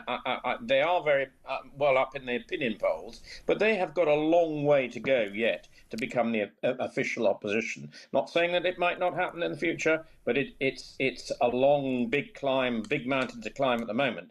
And we will, as time goes on, keep making sensible comments across the entire range of government policy, because we've got the number of members of Parliament. But are people actually listening to the Conservatives? They're listening to Robert Jenrick and his video. I think that's probably the most impactful thing that any opposition politician in your party has done in the last 10 months. But I'm not sure people are listening to Kemi Badenoch and others. Well, I agree with that. It will take time. After a catastrophic defeat, the like of which we had last June, it will take time. But that doesn't mean to say that we've got people working hard. People like Chris Philp on crime, in the Home Office, on immigration. He's making quite an impact. Kemi herself is working hard. It will take time, but gradually, as people see these people day in, day out, making sensible comments, not sensationalist, headline, political-grabbing comments like Nigel Farage, but just sensible. But they do. I mean, they can make sensible comments, and you've made quite a number of sensible comments in this interview. But they do have to grab headlines, don't they? Because when you're in the opposition, you don't have an absolute right to be heard, do you? No, but politics is all about, as we all know, constant sort of drip, drip, drip. When we're fed up with making a point, it perhaps means that people are just beginning to grasp what it is that we're saying. So, yeah, Nigel Farage is making the headlines at the moment, but that doesn't mean to say that he's got a complete range of policies, and it doesn't mean to say that all of them are sensible either. OK, thank you for your thoughts there, Sir Geoffrey Clifton-Brown MP, Conservative for the North Cotswolds. He's also chairman of the Public Accounts Committee. Well, we're giving you the chance to win FIFA Club World Cup final tickets. Thank you to our friends at DAZN. Here's everything you need to know. Hello, look who it is, it's me, Andy Goldstein. And here at talkSPORT, we're gearing up for the Club World Cup in the United States. And to celebrate, we've got 2 tickets to the final in New York on July the 13th to give away. We're going to sort out the flights, we're going to sort out the accommodation, and we're going to give you £5 spending money to spend however you want. How about that? 18 plus, UK excluding Northern Ireland. For a chance to win, all you have to do to enter is text the word football to 83338. Do that by the 13th of June at 11 p.m, and that's it, you're done. You're in the draw. A text will cost £2 plus 1 standard network rate message. You must have bill payer's permission. Or you can just send your name and number by post to Club World Cup Final Prize Draw, PO Box 3190, Colchester CO2 8GP, and it must arrive by 5 p.m. on the 18th of June. This is a talkSPORT limited competition run on talkSPORT Talk and Virgin Radio UK stations. Full terms and conditions at talksport.com. Well, in just a minute, we're going to take a lot of your calls and comments. Lots coming in. People want to talk about the prison service, about child benefit, about fare evaders as well. Quite a lot on that. We'll also get the sport before 6 o'clock. Plenty to look forward to and plenty to talk about between now and 7 o'clock. You want to get your voice in the air? 0344 499 1000.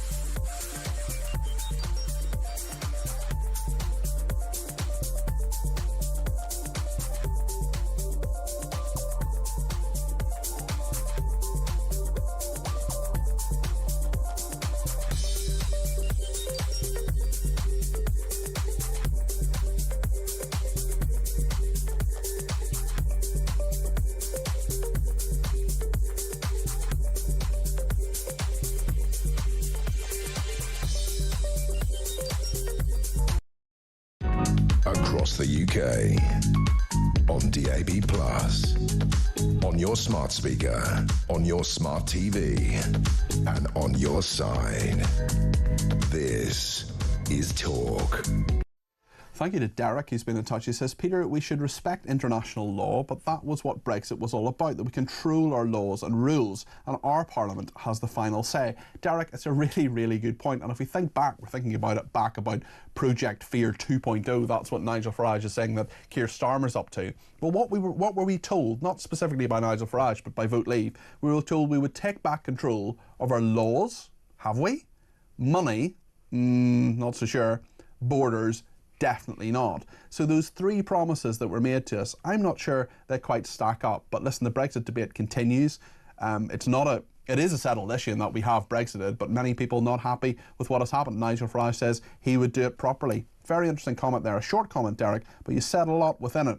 Teresa's been in touch and says, about the 2-child benefit cap, I'm disabled and could possibly lose my benefits. Who is going to help me? I didn't ask for my disability, but people do have a choice about the number of children they have. I'm sorry.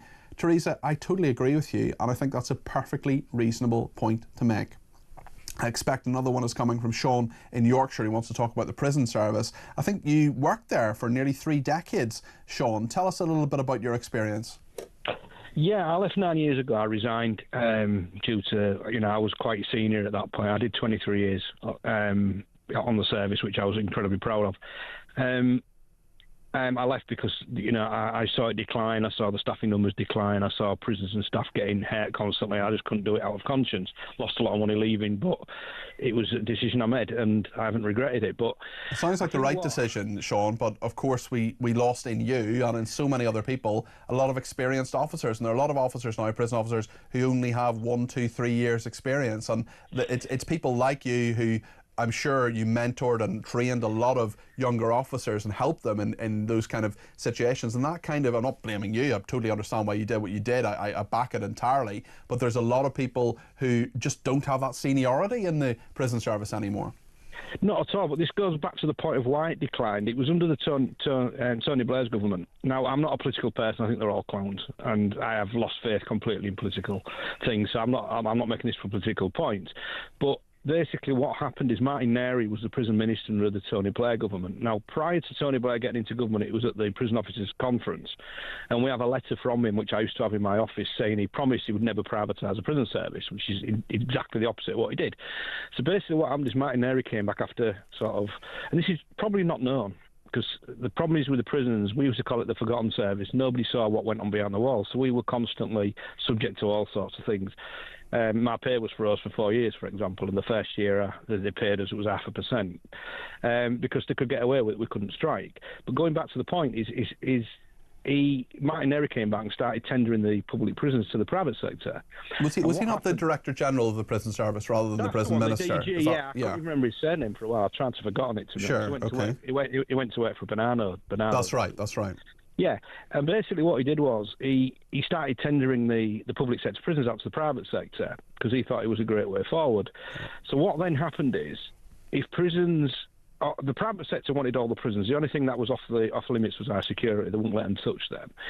So basically what they did is that the private sector started bidding for prisons, and what the prisons governors had to do, and I was among them, was lose millions of pounds of budget. So we'd stop offending behaviour programmes, for example, and then the next thing would be staffing levels. So, for example, when I was in the service, the ratio was 1 to 20.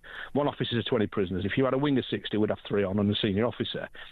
When I left, it was 1 to 60. Wow. So basically, you would have a wing with 120 people, and you would have 3 officers on it and a senior officer floating. Yeah.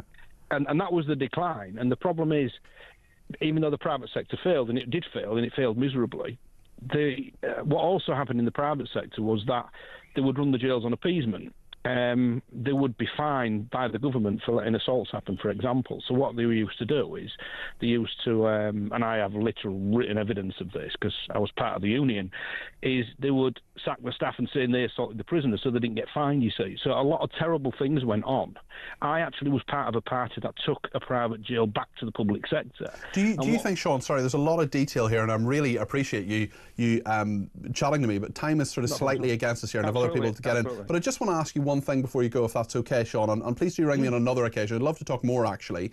But do you think that the fact that, I mean, we've had quite a number of really bad assaults happen all the time in prison officers, and all of them are bad and shouldn't happen, but really seriously bad stabbings, people throwing boiling oil, there have been quite a lot in the last month, 6 weeks. Do you think that is linked to all of this, to the fact that they're in a lot of them, not all of them, but a lot of prisons in private hands, the fact that there have been cutbacks in staffing, the fact that people like you have left? That's the exact reason. To save money, the government actually allowed voluntary redundancy, and basically guys with 10, 15, 16, and girls as well, and I will stand up for the girl officers. There were some brilliant ones I worked with. It's nothing to do with sex. It's about the person. So I just want to address that quickly. So Mike Neville's wrong then, you think? I know where he's going, but he's wrong on that one. Okay. So yes, you run jails on respect and numbers. And when I started in the service, we had the numbers, and prisoners would respect you and we'd respect them. It was never run on fear. But the Prison Reform Trust, we had woke before woke was a thing, Peter, and it was all about, we used to employ a lot of veterans, for example, ex-service people. That was seen as a bad thing. I mean, that's ludicrous. Those people are absolutely... Were you to create a prison officer in a lab, you would give them military experience? Absolutely, yeah, and I worked with some great ex-service people. They had discipline, they had respect from the prisoners, male and female. But yeah, it's all about the numbers. And what upsets me is prisons never get talked about until there's a nasty assault, and it's a real shame. But again, we are the forgotten service, Peter. Okay. Sean, give me a ring another time. I'd love to chat more, actually. I just want to move on and do another few calls, but great call, really interesting. That's Sean in Yorkshire there. He knows of what he speaks. Stephen in Mansfield is next up. Stephen, I think it's Nigel Farage you want to talk about. Hi, Peter, you all right? Yeah, very well, very well. What's your point today? Happy Friday.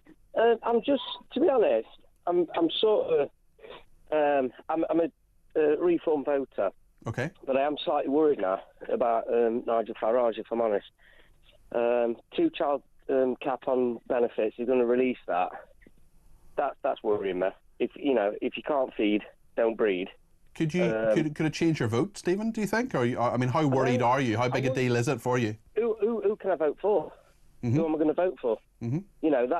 That's the worrying thing. With that diluted with poor politicians, we ain't got a choice anymore. In my opinion, it's got to be reform.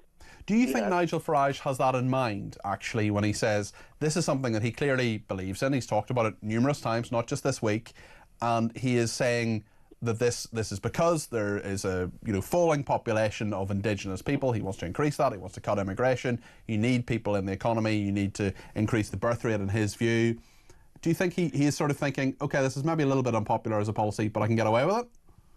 Well, I'm thinking that if he's going to go down the Starmer and the Conservative route of just basically BS to get votes, just tell them what they want to hear. I mean, the winter fuel allowance, yeah, fantastic. Mm-hmm. I'm up for that. But it's just the overbreeding. And he said, we need to pop it. But the generations now, literally, everything's handed out on benefits. Although, interestingly, for you, as someone who is doubting Nigel Farage, as you say, well, Keir Starmer thinks is going to U-turn on winter fuel allowance. He's also for lifting the two-child benefit cap. So actually, weirdly, Nigel Farage and Keir Starmer agree with each other in those two policies, even though Keir Starmer's doing a screeching U-turn in the process. Well, Starmer's on a sinking ship, so he's just clutching at any life jacket, innit?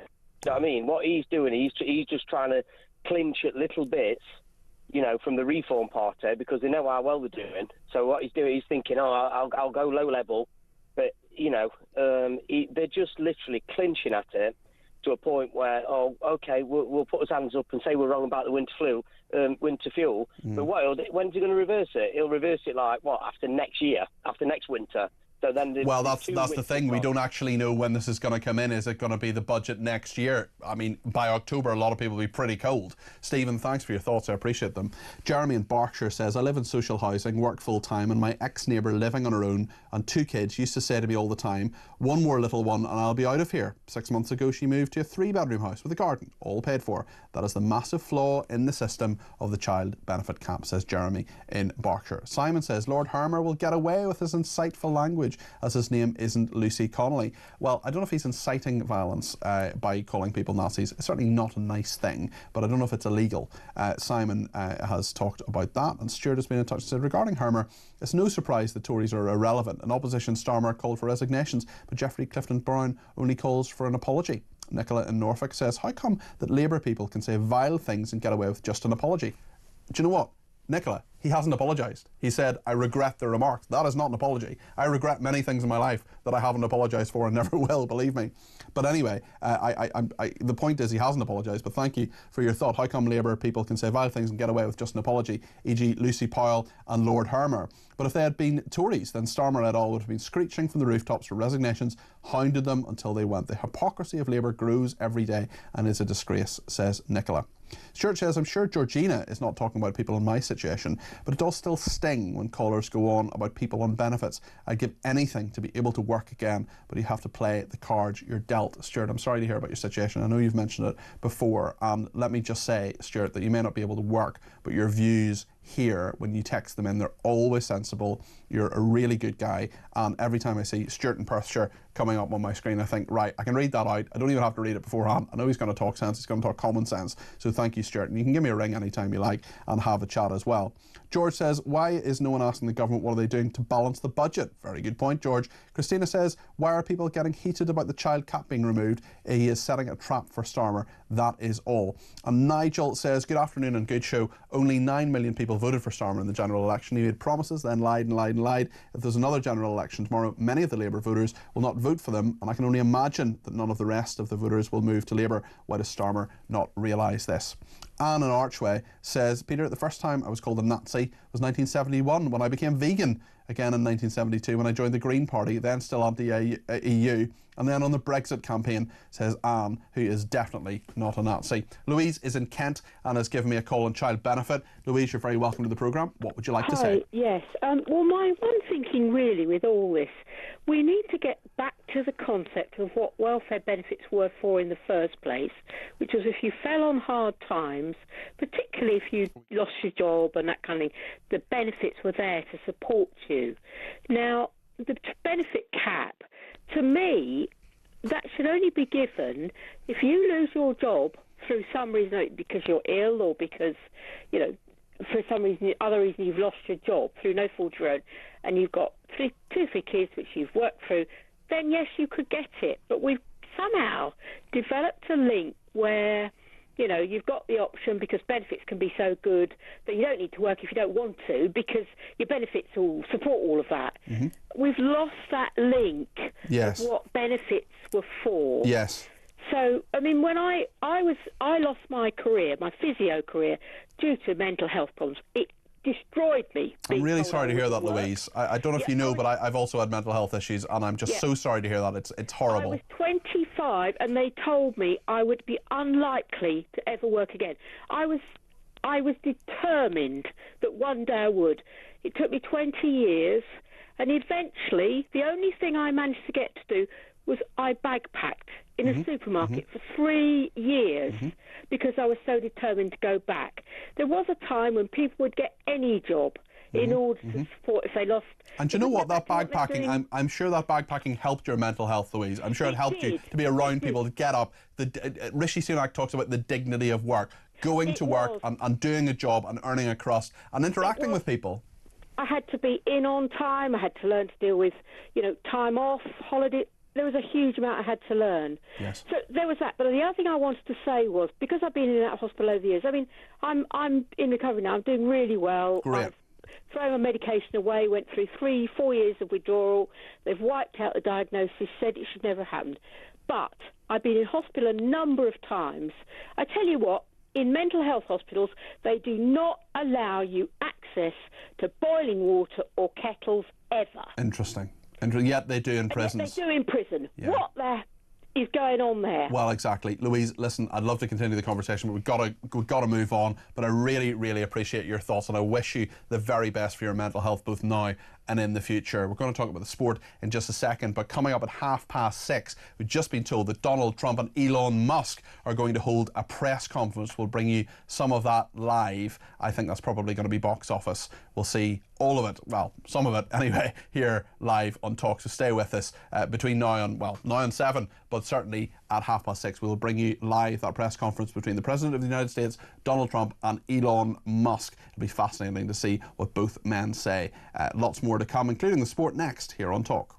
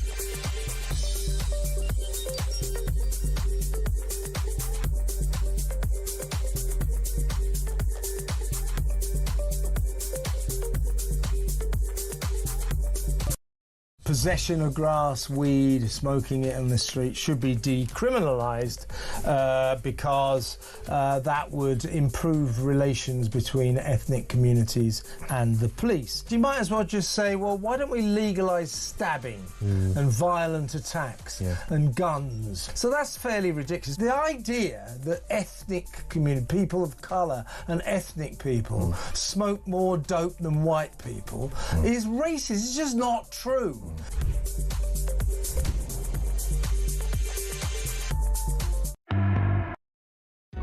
Across the UK, on DAB+, on your smart speaker, on your smart TV, and on your side.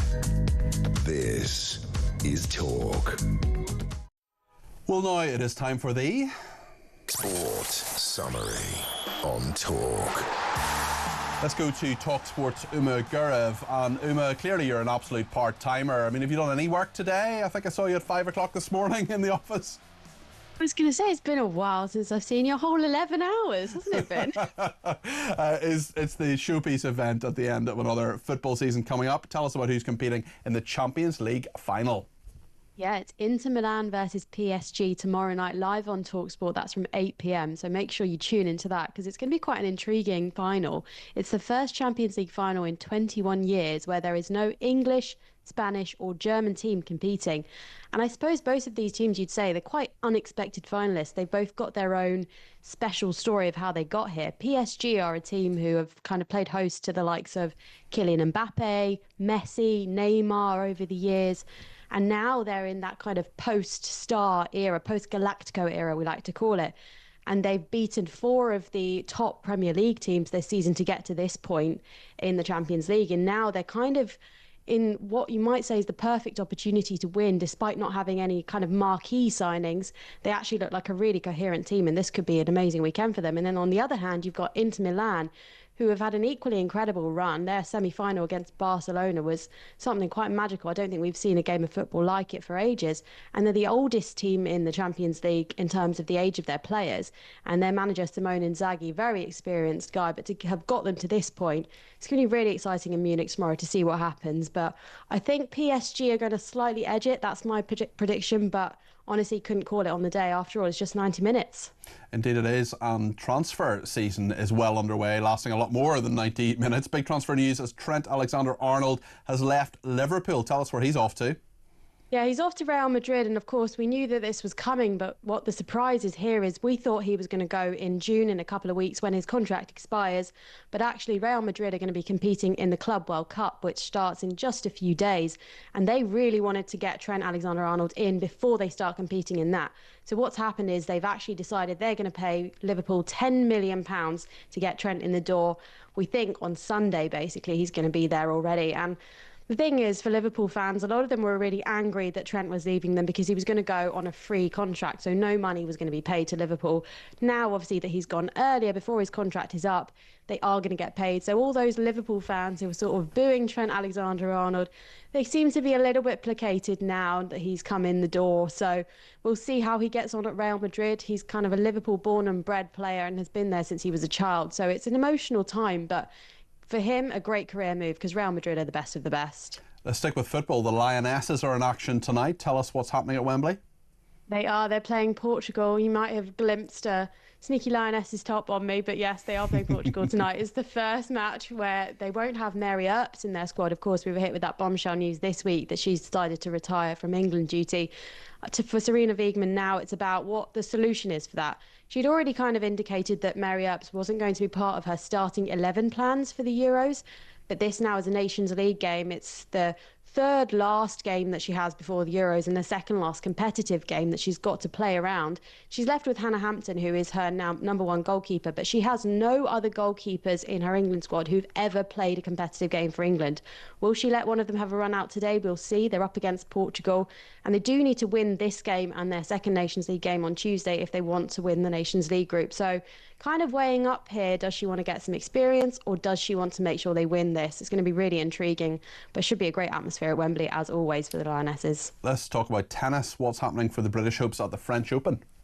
Yeah, as we mentioned this morning, while it's not been great for the British females, unfortunately, there's no singles hopes left in the women's side of the competition. We have still got 3 British men left, of course. Jack Draper, who's had such a wonderful couple of years, he'll be in action tomorrow, and so will Jacob Fernley and Cameron Norrie, who are going up against each other.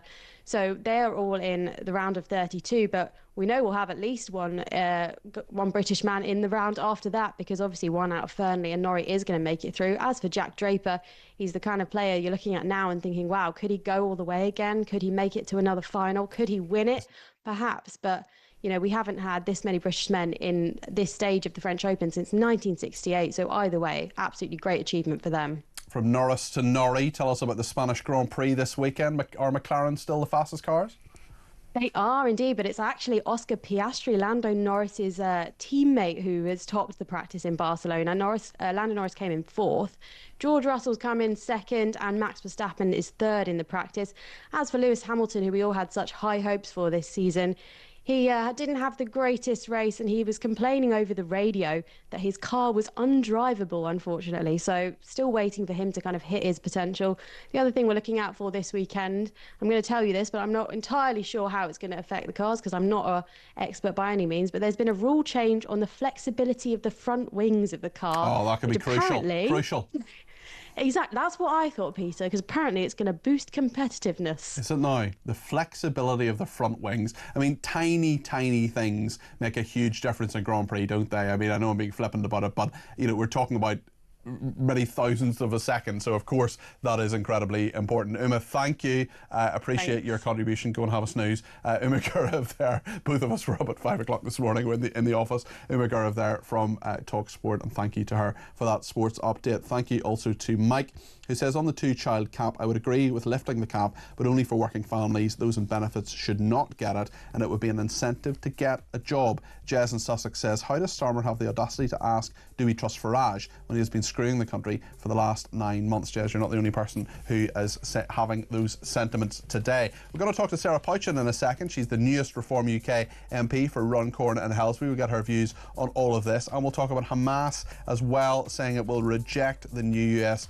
Gaza ceasefire. Will go live to the White House as well, because Donald Trump and Elon Musk are giving a joint press conference in about half an hour. We'll bring that to you, of course, so stay tuned to Talk. Goodness knows what they'll be talking about. We'll find out very, very soon here on Talk.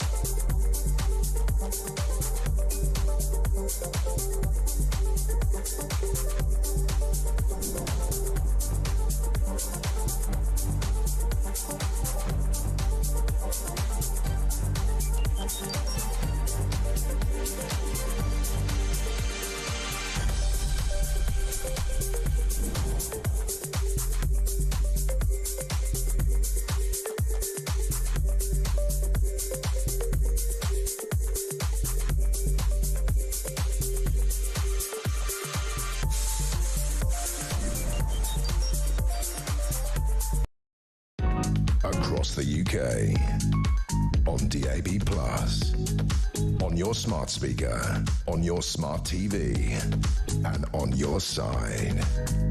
This is Talk.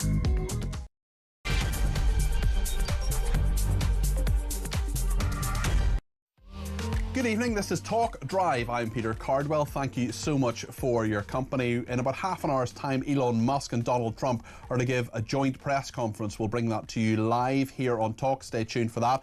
We'll also talk about Hamas saying it's going to reject a new US Gaza ceasefire plan, And we're going to talk to Reform UK's newest MP, Sarah Poin. She is going to give us her view on the big and developing row, really, between Nigel Farage and Sir Keir Starmer, a war of words this week. As always, there's lots of ways you can contribute to the conversation. Give me a ring, 0344 499 1000. You can text me 87222 with the word talk in your text. You can tweet me at talkTV, follow me at Peter Cardwell. And remember, the main number does three things. You can send me a voice note, less than a minute please, if you wouldn't mind. You can also send me a WhatsApp text message or give me a ring on 0344 499 1000. Loads to discuss between now and 7 here on Talk. And I should say that Kevin O'Sullivan will be here in this studio between 7 and 9. And then, of course, it's What Just Happened between 9 and 10. And I'm back tomorrow morning between 10 and 1. And indeed on Sunday between 10 and 1. And I will be speaking to Robert Jenrick on Sunday and hopefully John Healy, the Defence Secretary, as well. So a packed show on Sunday as well. Let's speak to Sarah Poin now. She is the Reform UK's MP for Runcorn and Helsby. Sarah, I haven't spoken to you directly since your victory. Many congratulations. Thank you, Peter. Lovely to be on the show. It's been a dramatic time since you entered the House of Commons. It hasn't been a long time, but it has been a very, very busy time. I just want to play a little clip of someone I spoke to a little bit earlier and get your reaction to it. This is a Labour government minister. Her name is Catherine McKinnell. She's an education minister. It's about this row in regard to Lord Hermer, Richard Hermer, who has suggested that people who want to pick and choose when it comes to the European Convention on Human Rights, he's compared them to Nazis. I spoke to her earlier on Times Radio. Just have a look at this, Sarah, and then let me know what you think. This is Catherine McKinnell, Education Minister, on Times Radio a little bit earlier on. I think the previous government played fast and loose, if I'm honest, with our position in the world and upholding international law. And it's something that we stand by, hold to, but are keen to also look at in terms of how we can reform it and make sure that it is relevant and it works within the modern context. And I think it's an important and thoughtful discussion to be had. And I don't think there was any. So what has all that got to do with the Nazis? That doesn't make any sense. And in terms of, I mean, should Richard Hermer just apologise? That's how it's been. I think that's sort of the characterisation. It's not been characterised. He said it. He said the words.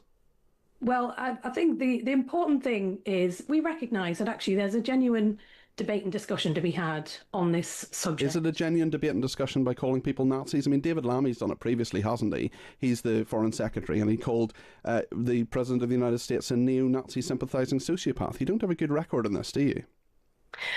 I mean, as a government, I think we're very focused on reforming the country, people Nazis? taking it forward and engaging in genuine debate where it's needed. And I think on this, we've had quite a poor debate for quite a number of years. Has Richard Hermer made the debate better by calling people Nazis? Quick fixes, not looking more fundamentally at our place in the world.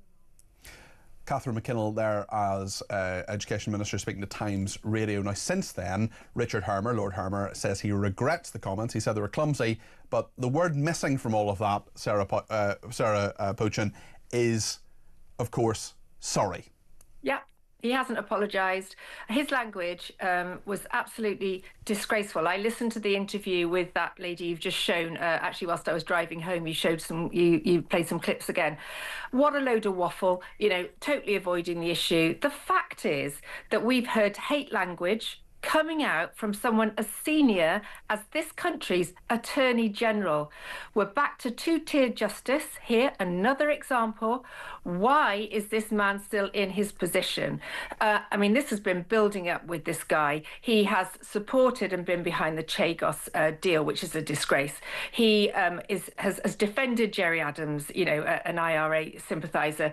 He supported the return of Shababa Begum to the country. For goodness sake, how much more do we need to take of this man? And now, here he is today calling 30% of this voting population in this country, because that's how many now are voting for supporting reform or pledging support to reform, now calling that many people in our population Nazis and using that sort of language. On the campaign trail, in the by-election, which I've just fought, then I was called a Nazi sympathiser 2 or 3 times.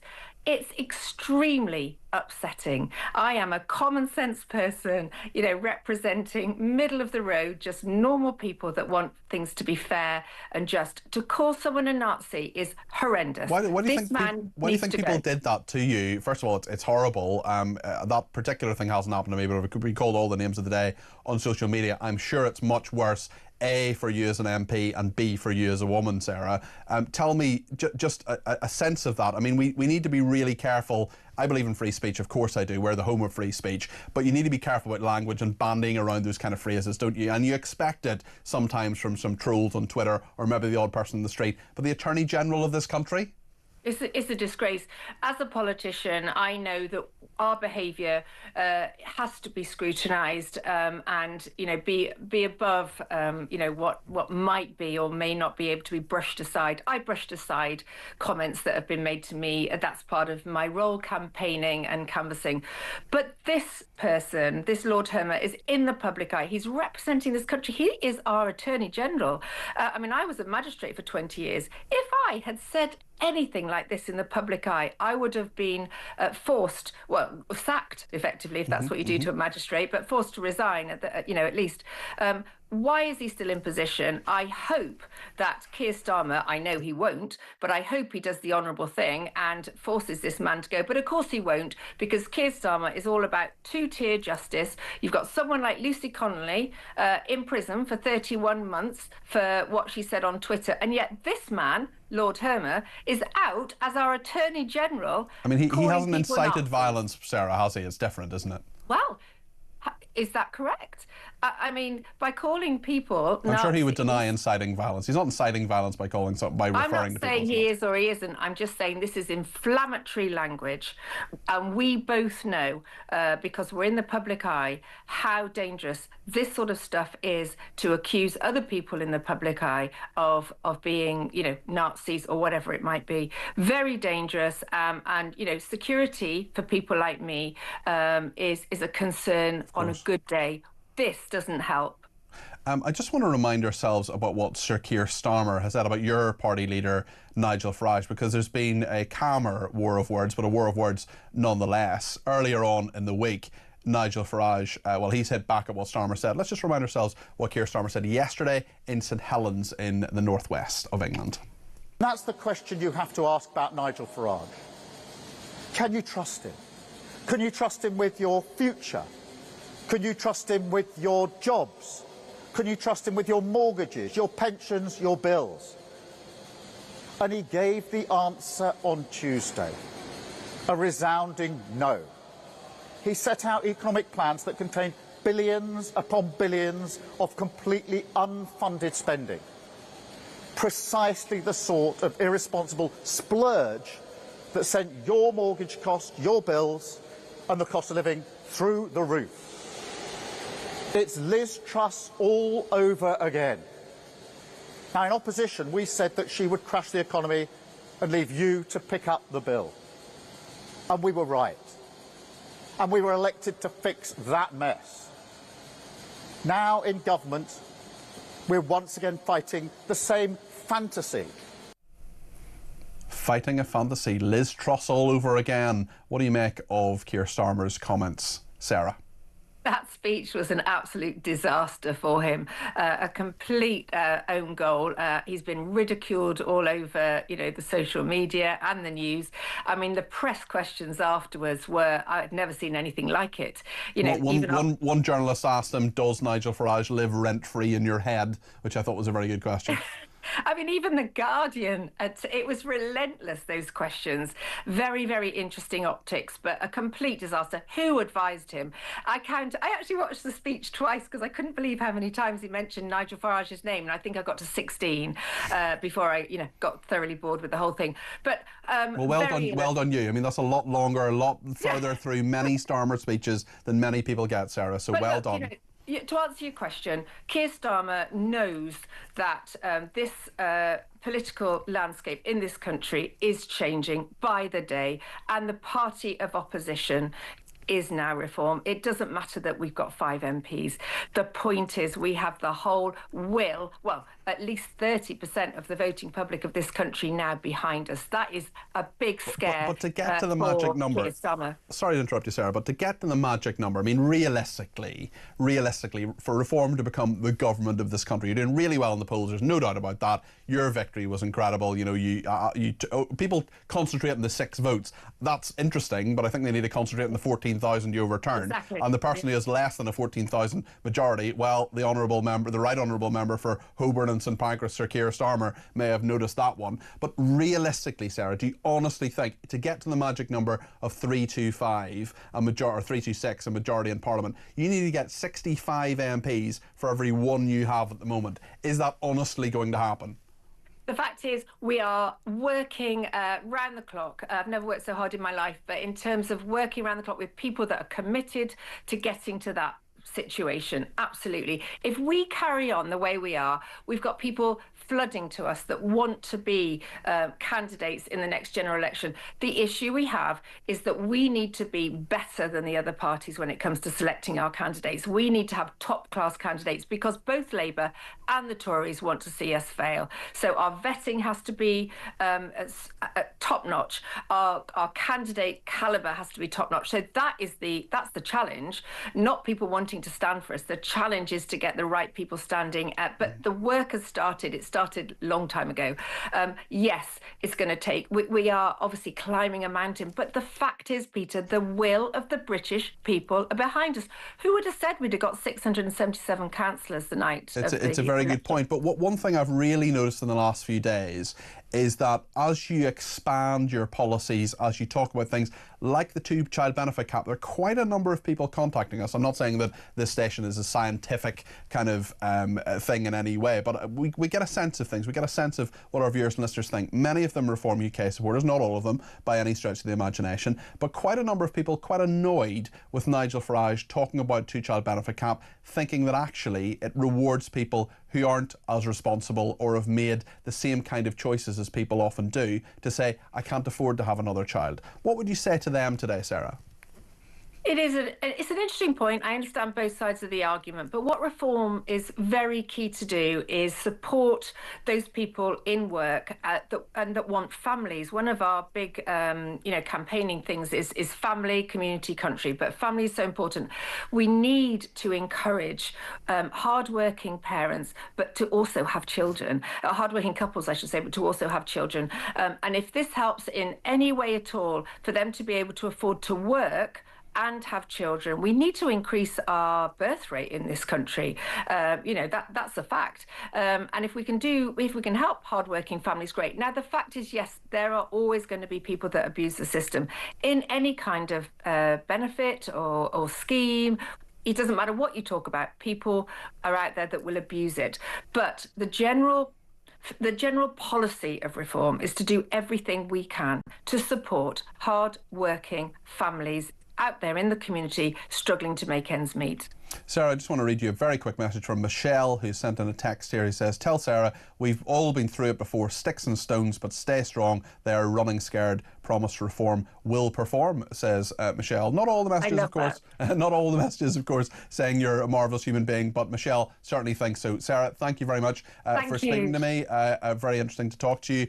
Sarah Poin there, who is the Reform UK MP for Runcorn and Helsby. Sheila's been in touch and says we need to bring back the concept of shame. It used to be embarrassing to be on the dole. Now it is a career choice. Anne says, my hubby and I saved before we started our family in the late 60s and 70s, i.e. didn't get pregnant until we could manage without my wage, as your job wasn't kept open for you, no benefits then, etc. People now expect the state to pay for everything. And Nick says, on TfL, Transport for London, I am retired now, so no longer commute. But one day my Oyster wouldn't work at the gate at my local station on my outbound journey. I went to the ticket office and the man said, oh, sometimes that happened, the gates are not locked, push through. So I did. Then I couldn't get out at the next station at London Bridge, so I turned to the gate man and explained. Turned out my Oyster was out of credit, so he fined me £25. Nick, you'd be sick as a parrot after that, wouldn't you? And of course, he's not going to believe you, even though I'm sure you're a perfectly honest person telling the truth. Nick also very kindly says, I do like having you in the spot weekdays as well as Saturday and Sunday. Thank you very much indeed for that. I'm actually taking a break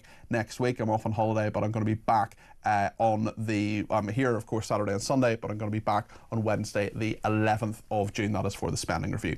We're going to talk about Gaza in a minute, and we will, of course, bring you that press conference between Elon Musk and Donald Trump coming up very shortly. Stay with us.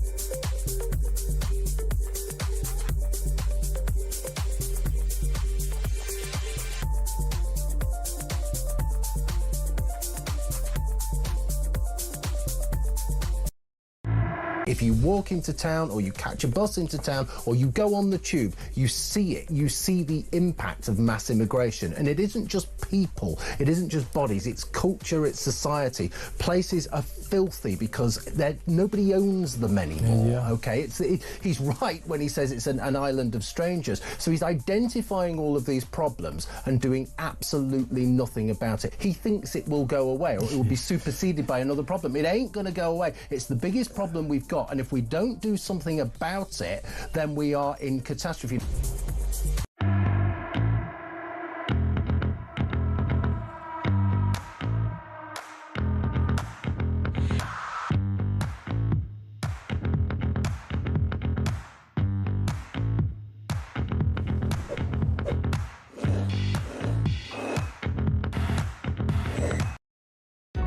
Across the UK, on DAB+, on your smart speaker, on your smart TV, and on your side. This is Talk.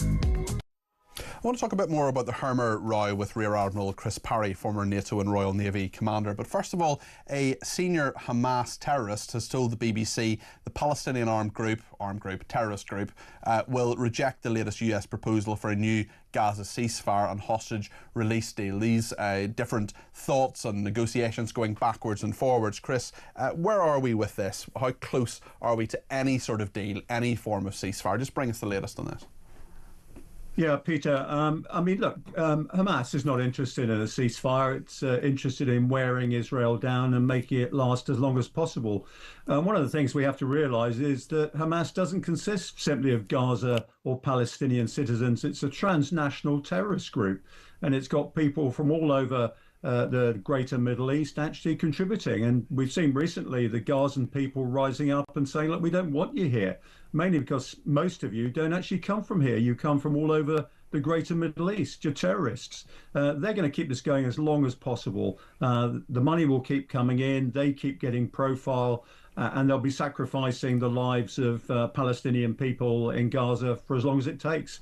And until people in the free world realise this, they're never going to come to terms. They're never going to release the hostages. And I'm afraid to say that it gives the Israeli government no choice but to do what it's doing. Nobody else has come up with a better idea. And if Hamas won't come to terms, then you're giving basically Netanyahu free license to do what he wants. It's always the question I ask people who say that Israel should get out of Gaza, that they should withdraw, that they should stop doing what they're doing. I always ask them, what do you think Israel should do about Hamas? Because they never answer that question. There is no answer, Peter, unless you eradicate them. And as I said, they are not simply a Gazan group. They're a transnational group. And that needs to be dealt with wherever it is found, not just in Gaza. Yeah, it's a very, very good point. And of course, we see the humanitarian problems there as well. A bit of a war of words, certainly, over what kind of aid is getting in. And the UN certainly rejecting the new scheme between Israel and the Americans to try to get aid in a different way. Of course, so much of the aid has been stolen by Hamas, another thing that you rarely hear anybody talking about. Yeah, absolutely. And, to my mind, any humanitarian scheme is the right one, anything that gets food in there. But nobody's criticising the Egyptians. They've sealed the border. Nothing goes in. Egypt is a word you seldom hear in this debate. It's quite extraordinary.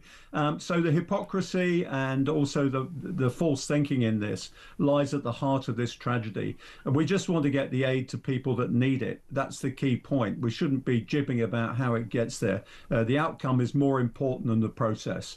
And if Hamas is in the way, they need to be removed from being in the way. It's as simple as that. Speaking of hypocrites, Micheál Martin, the Taoiseach, the Prime Minister of Ireland, wants to have the definition of genocide changed from the Geneva Convention, so it supports his narrow view of what Israel is doing. And in his country, they've also said they won't take refugees from Gaza. So there are so many people in this argument who don't practice what they preach. It is nonetheless a desperate situation in Gaza. There are many innocent people, some of them rising up against Hamas. We've seen in recent days that that has happened. Very little coverage, of course, in the Western media, but there are many people who've just had enough of Hamas and want rid of them. I'm sure that doesn't come as any surprise, Chris, but they're being brutally repressed by the terrorists who are running or have been running Gaza for the last 20 years.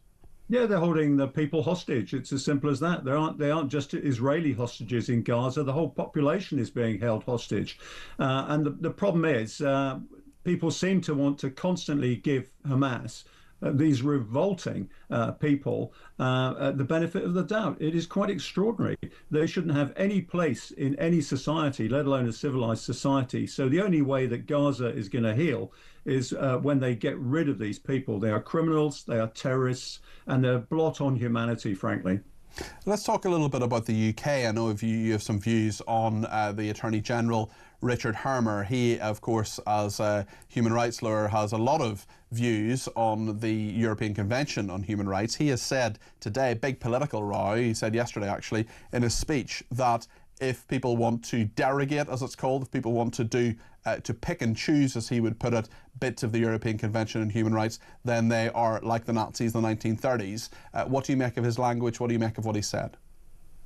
Well, Peter, I find it extraordinary that we have an Attorney General who is the head law officer in this country saying that if you disagree with my view, then you're a Nazi. For my own case, and people like me, I find it really ironic that I'm probably one of the few people with my sort of band of brothers and sisters who've actually fought against fascist regimes. And yet, because I would like to derogate from the ECHR, that makes me a Nazi?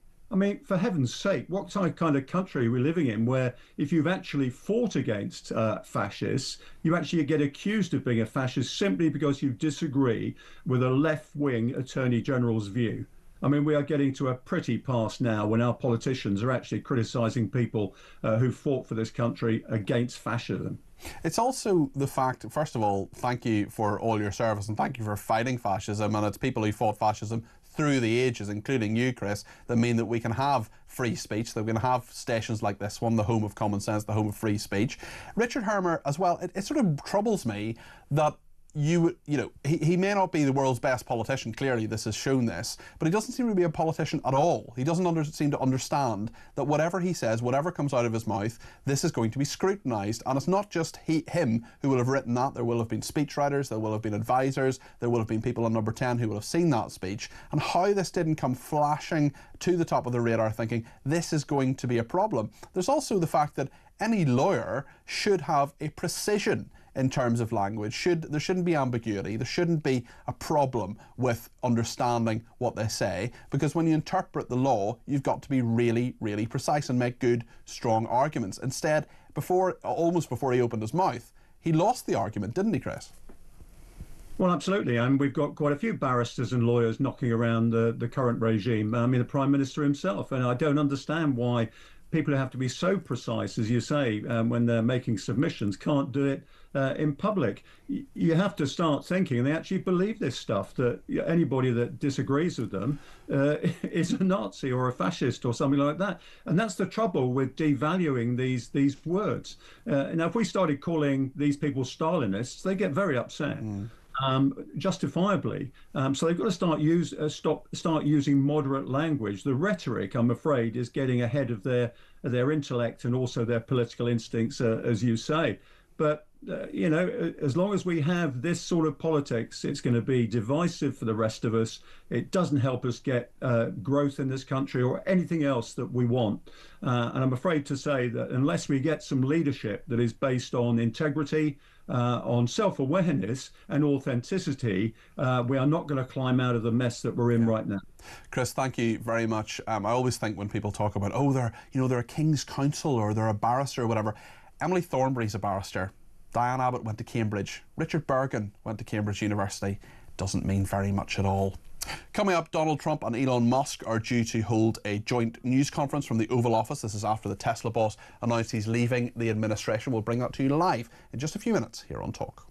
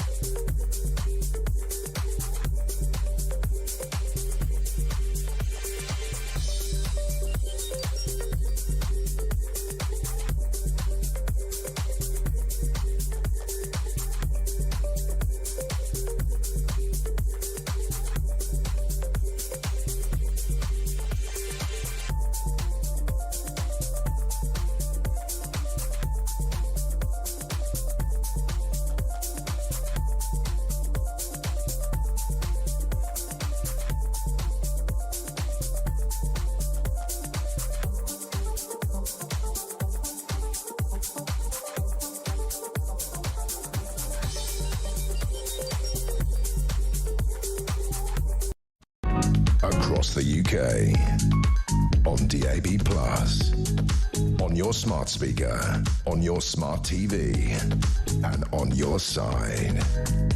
This is Talk.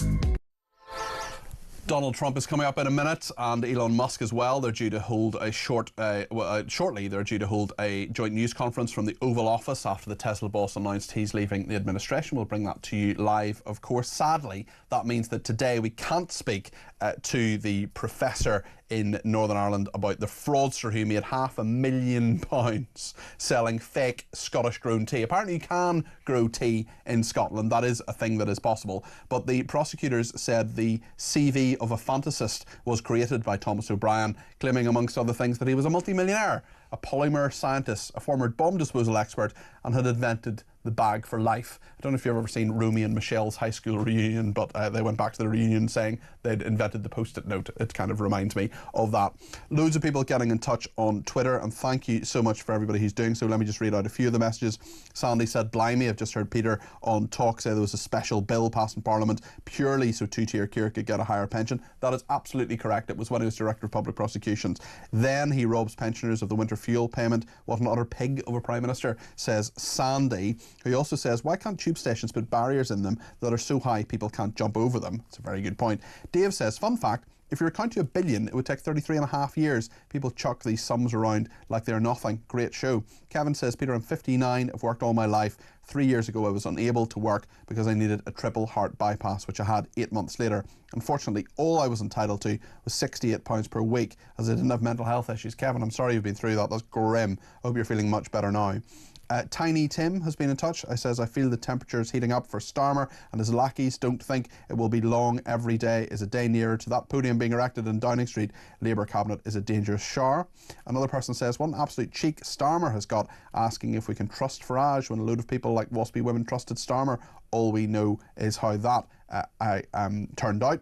Jan says, if a prisoner does something wrong, punish the whole wing. It won't take long for inmates to start keeping their fellow prisoners under control. And Michelle's been back in touch and says, thank you for reading out the message to Sarah Pochen. I think Sarah is brilliant. And your show, of course, says Michelle, which is extremely kind of you. I want to take a few calls here, but I'm just going to say to the people who are waiting on the line, firstly, Matt, and secondly, Stephen, that I may have to very quickly take you off the air just because we are waiting for Donald Trump, and I want to apologise in advance if that is the case, but very quickly we may well have to move over to the White House. But I want to start with Matt in Cheshire, who's given me a ring about Lord Hermer. Matt, what's your view on this? Hi, good evening, Peter. Good evening. It was also the person with the fantasy CV should probably get a job in the Labour cabinet. What with Jonathan Reynolds and Rachel Reeves? I think it's actually quite. I think it's quite creative to say, "Oh yeah, I invented the bag for life." I mean, how can you ever check that? I'm sure this. I'm sure you could have a quick look on Google and it may. Maybe you could. Although Matt, you do know about the man who went into the supermarket and was asked, "Do you want a bag for life?" And he said, "I'm terribly sorry. I just don't think I can make that sort of commitment."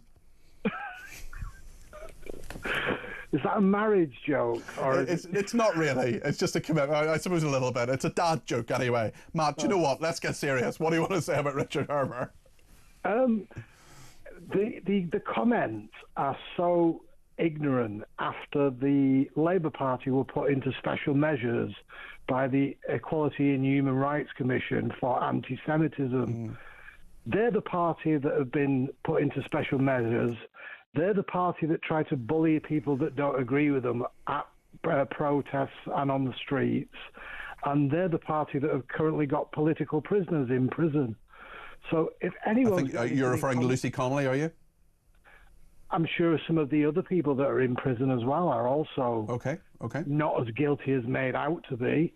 They've got no right to call anyone Nazis when they've got the same sort of traits as the Nazis. You don't think Labour are actually the same sort of traits as the Nazis? I mean, that's a very, very big thing to say, Matt. I'm not saying anything like that. I'm saying the anti-Semitism in the Labour Party is still there. I'm saying we see it on the Palestine marches. And if there's one thing that connects people to the Nazis more than any other issue, it's anti-Semitism, and Labour is riddled with it. So, do you not think Keir Starmer has made serious efforts to get anti-Semitism out of the Labour Party in the last 5 years? I mean, it is very different, is it not, to when Jeremy Corbyn was leader? Peter, the pro-Palestine marches have shown more anti-Semitism on the streets and less at the march, less in Parliament. I'm sure there are thousands and thousands of Labour members. I used to read things online years ago when Corbyn was in charge. And as we know, Starmer is a master at covering up things and pretending that things have changed. And everybody knows now that he's basically conned most people into believing things. He certainly changed his tune an awful lot from the manifesto he had to become Labour leader. Yeah, I mean, as I told you, two and a half years ago, I wouldn't believe a word he says. I turned out to be vindicated that he is he's a fantasist. And the worst thing about him is he has absolutely no principles, and he'll literally say or do anything just to stay in power. And that is the most dangerous kind of man you can have. Okay.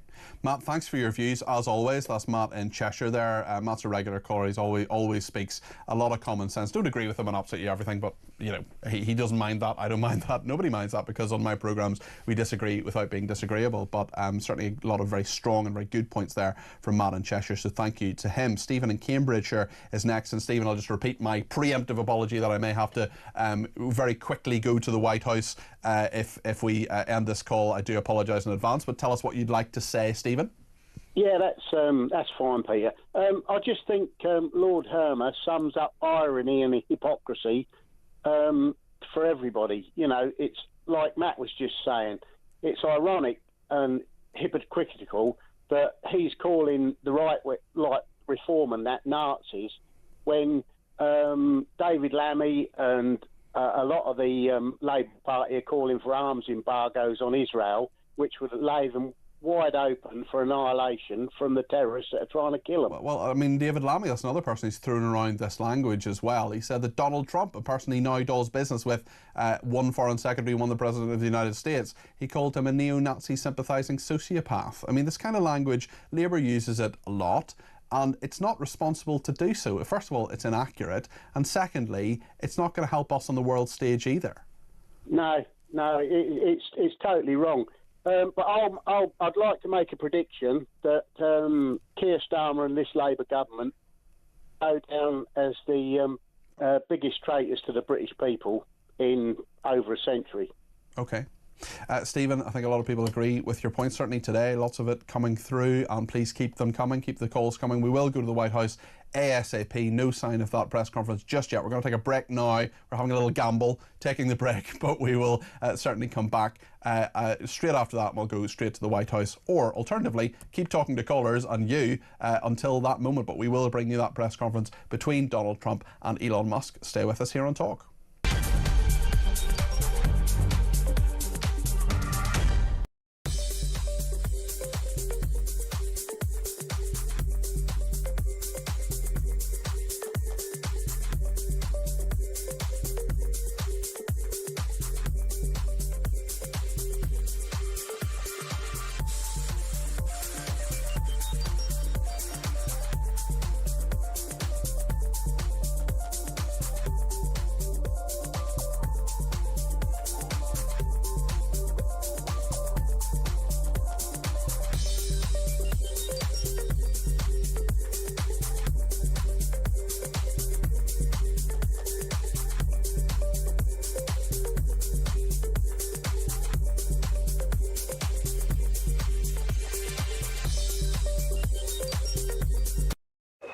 Don't you realise how you've embarrassed us? Trump is evil. They were saying that, yeah. Yes, they were saying that.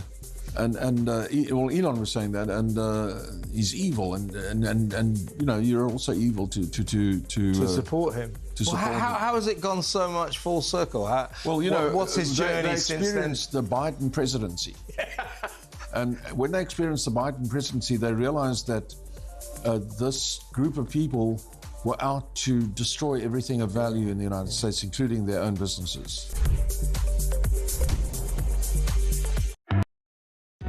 Across the UK, on DAB+, on your smart speaker, on your smart TV, and on your side. This is Talk. Well, here at Talk, we're giving you the chance to win FIFA Club World Cup final tickets thanks to our friends at DAZN. Here's everything you need to know. Hi, it's Jim White here.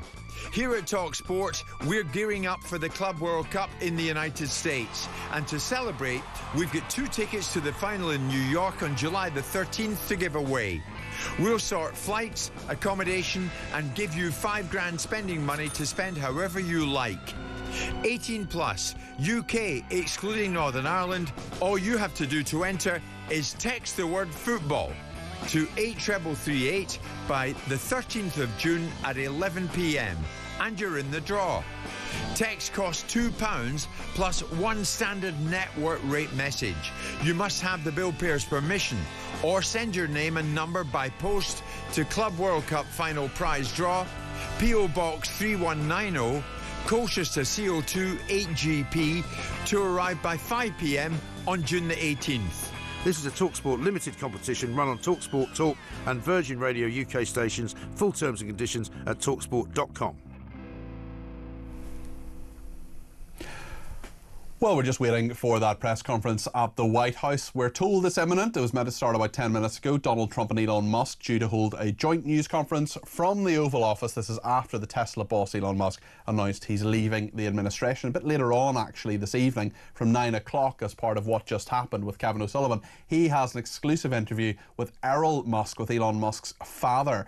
You can get that from 9 o'clock. and of course Kevin will be in this chair between 7 and 9, and I will be back tomorrow between 10 and 1, and indeed on Sunday between 10 and 1 I'll be speaking to Robert Jenrick. I'll be speaking to the Defence Secretary John Healy as well, so 2 packed shows between 10 and 1 tomorrow and indeed on Sunday. I'll be taking a little break after that just for a few days, but I'll be back for the spending review. That's going to be a really busy time in politics. On the 11th of June I'll be talking to Julia and Ian and so on, and then my shows will resume Thursday, Friday, Saturday, Sunday, so I'm taking just about a week off in the middle of that. It's been a bit of a run, but thank you to everybody who has made this talk drive run for the last 2 weeks so incredibly easy to do. The whole team behind the scenes, led by the producer Ryan Thrustle, assistant producer Jodie McGowan, and so many other people as well. So thank you to them, especially Faith Eden has been a fantastic video editor as well. There are lots of other people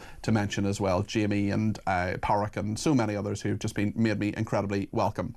I want to talk to a few people. We'll keep talking, and I will of course have the proviso Gemma in Staffordshire who I'm going to talk to next. Gemma, I may have to very quickly move to the White House and ensure that we get that press conference, so I apologise in advance, but what would you like to say about Richard Hermer? You're very welcome to the programme. Okay, hi Pete. Well, people keep using these 1930s phrases recently, I'm finding. My father was born in that era, 1931, and they did say some pretty stringently ridiculous things, but they were in a different time. It's nearly 100 years ago that language like that was being used, and it's wrong of him to say it. I mean, who wants to incite anti-Nazi or pro-Nazi stuff? Nobody. Okay, equally, we don't want what we call loony lefties, hard lefties, soft lefties, far lefties, bedwetters, you name it. Name-calling rubbish getting us nowhere. This country is in a right state.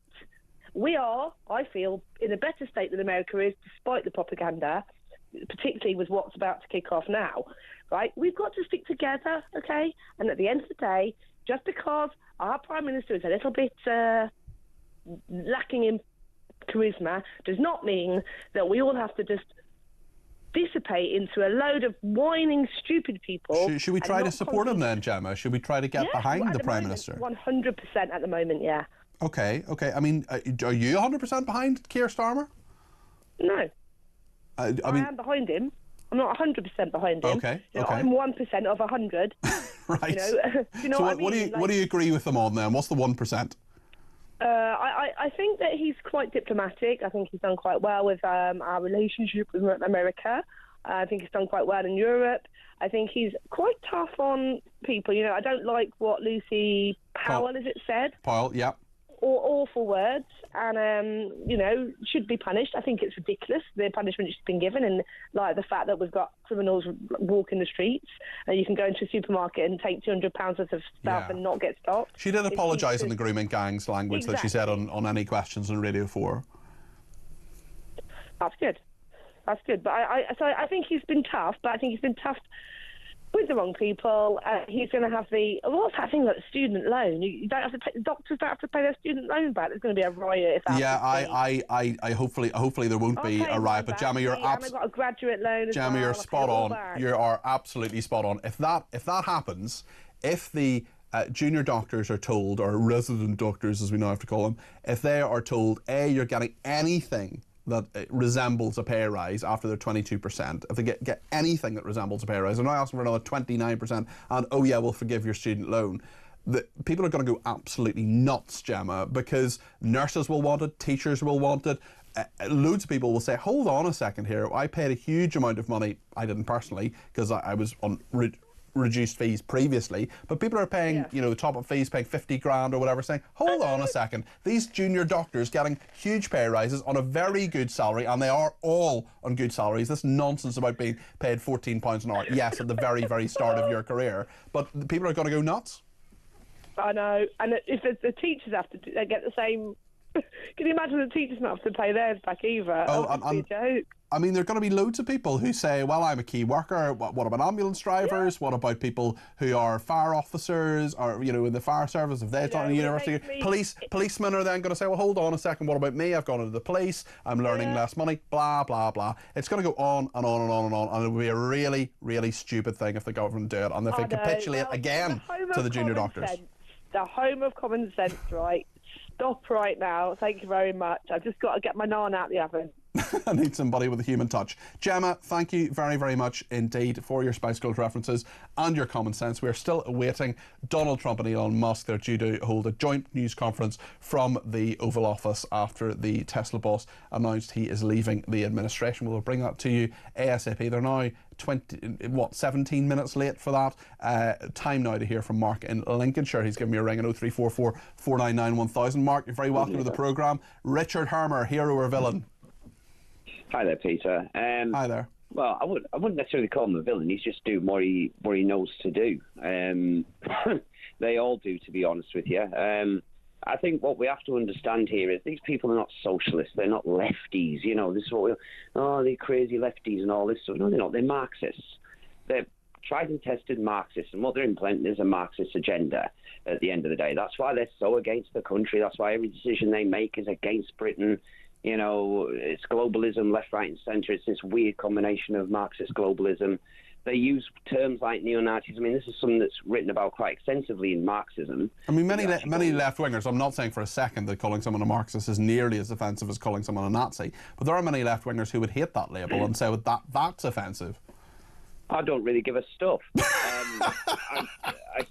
I say what I see at the end of the day. Of course, you always do, Mark. Like I say, they you know, this stuff's written about. You know, what they do, the whole thing of using neo-Nazis and, you know, white supremacists, bigots, all that, is just using words that already smell to shut your political opposition up, especially when they're getting too powerful. So that's why they do it, you know, because repetition as well, which is something else to talk about, if you keep repeating this stuff, you know, eventually it sinks in and people already associate those words as bad things. So, you know what I mean? So yep. That's where it goes. Well, really. listen, I think there's a number of good points there, Mark. Thank you for your thoughts there. That's Mark in Lincolnshire. Claire is in the Wirral. Claire, you're very welcome to the programme. What would you like to say? Hello, Pete. Hello there. Welcome. Well, really, talking at what Matt was saying, you know, the Nazi Party started off as a socialist party. They were the German Socialist Party. That's right, the National Socialists. That's where the name comes from, the National Socialists, which was truncated into Nazis. Yeah. Yeah. So you know, how come they're left wing? You know, they were anti-Semitic, and the left wing party, the far left especially, are anti-Semitic. So it makes sense. But for some reason, it's been twisted round and called it a right wing thing. They were certainly fascistic anyway, and many people, I think, confuse that with being right-wing. Yeah, and, you know, going on, I mean, I was going to talk about this two-child, you know, the stopping the two-child... Well, tell us your thoughts, Claire, I'm interested. Yeah, well, I think, you know, I'm a Reform member, and I just think it's detrimental what they've done. I don't think it's going to make many of the Reform members happy. I mean, there are a lot of people that are on the dole purely because they have large families and it's not worth them working. You know, there's a lot of ethnicities. I mean, British white Caucasian people don't have, by and large, historically, okay, in the Victorian times, we did have big families. Yeah. Because a lot of those children died. You know, there was... sometimes more recently too, up until, you know, relatively recently, even sort of one generation ago for me, and even sometimes in my generation, you know, I knew families where they would have maybe 10 kids or 7 kids or something, although sometimes that was attitudes to contraception in the Catholic Church as well. But it's not so long ago that lots of people had very large families. Yeah, but we don't. And a lot of other ethnicities do have large families. You know, the Sudanese, for example, have lots and lots of children. I'm sure there are not many Sudanese families that are actually, you know, where the mum and dad are going out to work. Although it's interesting, I mean, I'm sure there are some of those families, but at the same time, what Nigel Farage is saying is that he doesn't want to give benefits to people who just come to this country. But what he would do is give the population that's here already an incentive to, well, maybe not an incentive, but certainly help if they happen to have 3 or 4 children. And the arguments against, I'm basically with you, Claire, but I just wonder if you think Nigel Farage has made it maybe his first mistake as Reform UK leader? I think he's made the first mistake. And it's okay saying people who are coming now, where do you start? Where do you stop? You know, are they coming in on the boats today? You know, it won't be for another 4 years before he can implement that. And, you know, are they staying? Are they safe to stay? You know, I just don't think I think it's making more of a two-tier society, actually. Okay. You know, and the people who are on the benefit are going to stay on benefits more because it's not giving them an incentive to get out to work. I think if you're working and you're looking after your children, then you should have an incentive. And, you know, okay. But there are many people who work who receive child benefit as well, Claire, aren't there? Well, to make up their wages, but at least they're working and they're trying to get there. But I just think that, you know, there's going to be an awful lot of more people that are deciding to go on the dole because they're going to be better off. You know, and it used to be the way, and I'm sure it still is now, where people would have children just because it would help them. You know, they could get a bigger house. They'll get more money. They'll be given more, basically. So what's it telling us? You know, and I do think that you know, we should be concentrating some way, doing it through the tax system. I think if we and I know that, you know, you've sort of argued the toss that, okay, well, what if you've got 3 kids and, you know, you've had a job, but you lose, you know, you become unemployed. Yes. And okay, you're in a different situation, but then that should be worked out through tax. You know, I think people should be helped, but when you get in, you can't think of every single person's circumstances. You're right. You're right, Claire. And I think it's a debate that's going to run as well. Claire, just before you go, I hope you don't mind me asking you again, but I do get people asking me all the time, how's Claire? How are you getting on? How's your health? Oh, well, it's sort of, I'm ticking along, Peter. Good. I mean, I'm going for a what is it now? A brain density scan. I am dense.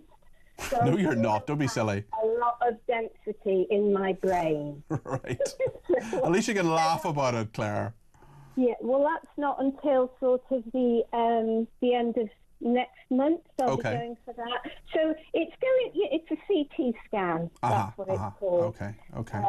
Brain density scan. And and thank you, Peter, and thank everybody. Thanks everyone for taking an interest. We certainly take an interest, and we wish you well, Claire, and no doubt we'll talk again before too long. Derek says, hi Peter, press conferences, no matter what country, what party, never start on time. What the media should say, you've got 5 minutes or we're leaving, says Derek. Well, I'm not sure Donald Trump goes to our schedule here on Talk. I'm sure he's a big fan. I'm sure he tunes in all the time, but I doesn't quite always think of our timings and our breaks and the different ways in which we have to change presenters and so on. There is less than 5 minutes left until the 7 o'clock news. It'll be really interesting to see if Donald Trump has his press conference. Certainly soon he will hold his news conference with Elon Musk. They're due to hold a joint news conference from the Oval Office after the Tesla boss has announced he is leaving the administration. There's a lot in that. We'll hear as well from Errol Musk, Elon Musk's father. That's in What Just Happened with Kevin O'Sullivan from 9 o'clock.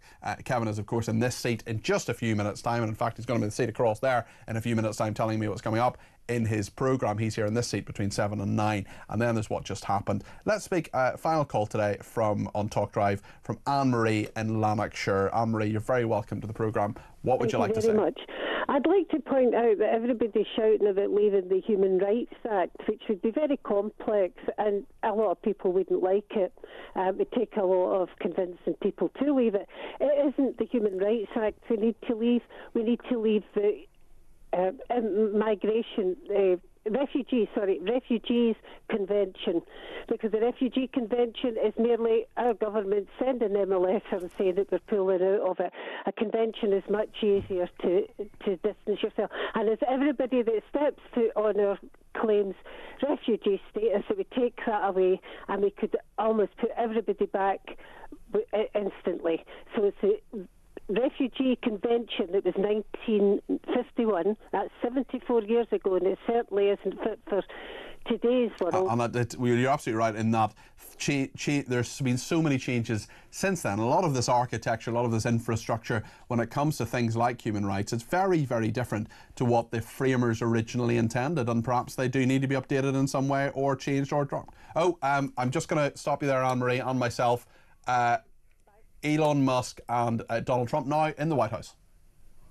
One of the people who I've respected over the years, from Joe Kiernan and Rick Santelli. This just came out, and we'll just play that for a second. Personal income is up 0.8%. That is almost triple the expectations. Yeah, I'll tell you that the income numbers, really, for the first 4 months of the year, they're stellar. They're really stellar. I mean, I could go back and look at the first 4 months of many different years. Really very strong numbers, and you're right. This administration is criticized for just about everything under the sun. I've never, ever in my lifetime had glimpses into the politics of an administration in the form of transparency like this one. Why don't we be, give credit where credit is due? Income really shooting up. Rick, I also thought everybody was going to get one last order of imports that were going to be tariffed, and they were loading up on things. How the hell they already fix the trade, or not fix it, but to cut it in half? That's crazy. So there wasn't a lot of front loading of things that they needed before the tariffs hit? Yeah, I'll tell you what, it really does call into question some of the conventional wisdoms. And, it's going to be interesting to see what happens next month when we get this number, or we see some of the other numbers like current account, see how they fared. Because I don't know, I've been watching these numbers a long time. I don't think I've ever seen the trade deficit cut in half in 1 month. Not bad. Right? Not bad. Come on, guys.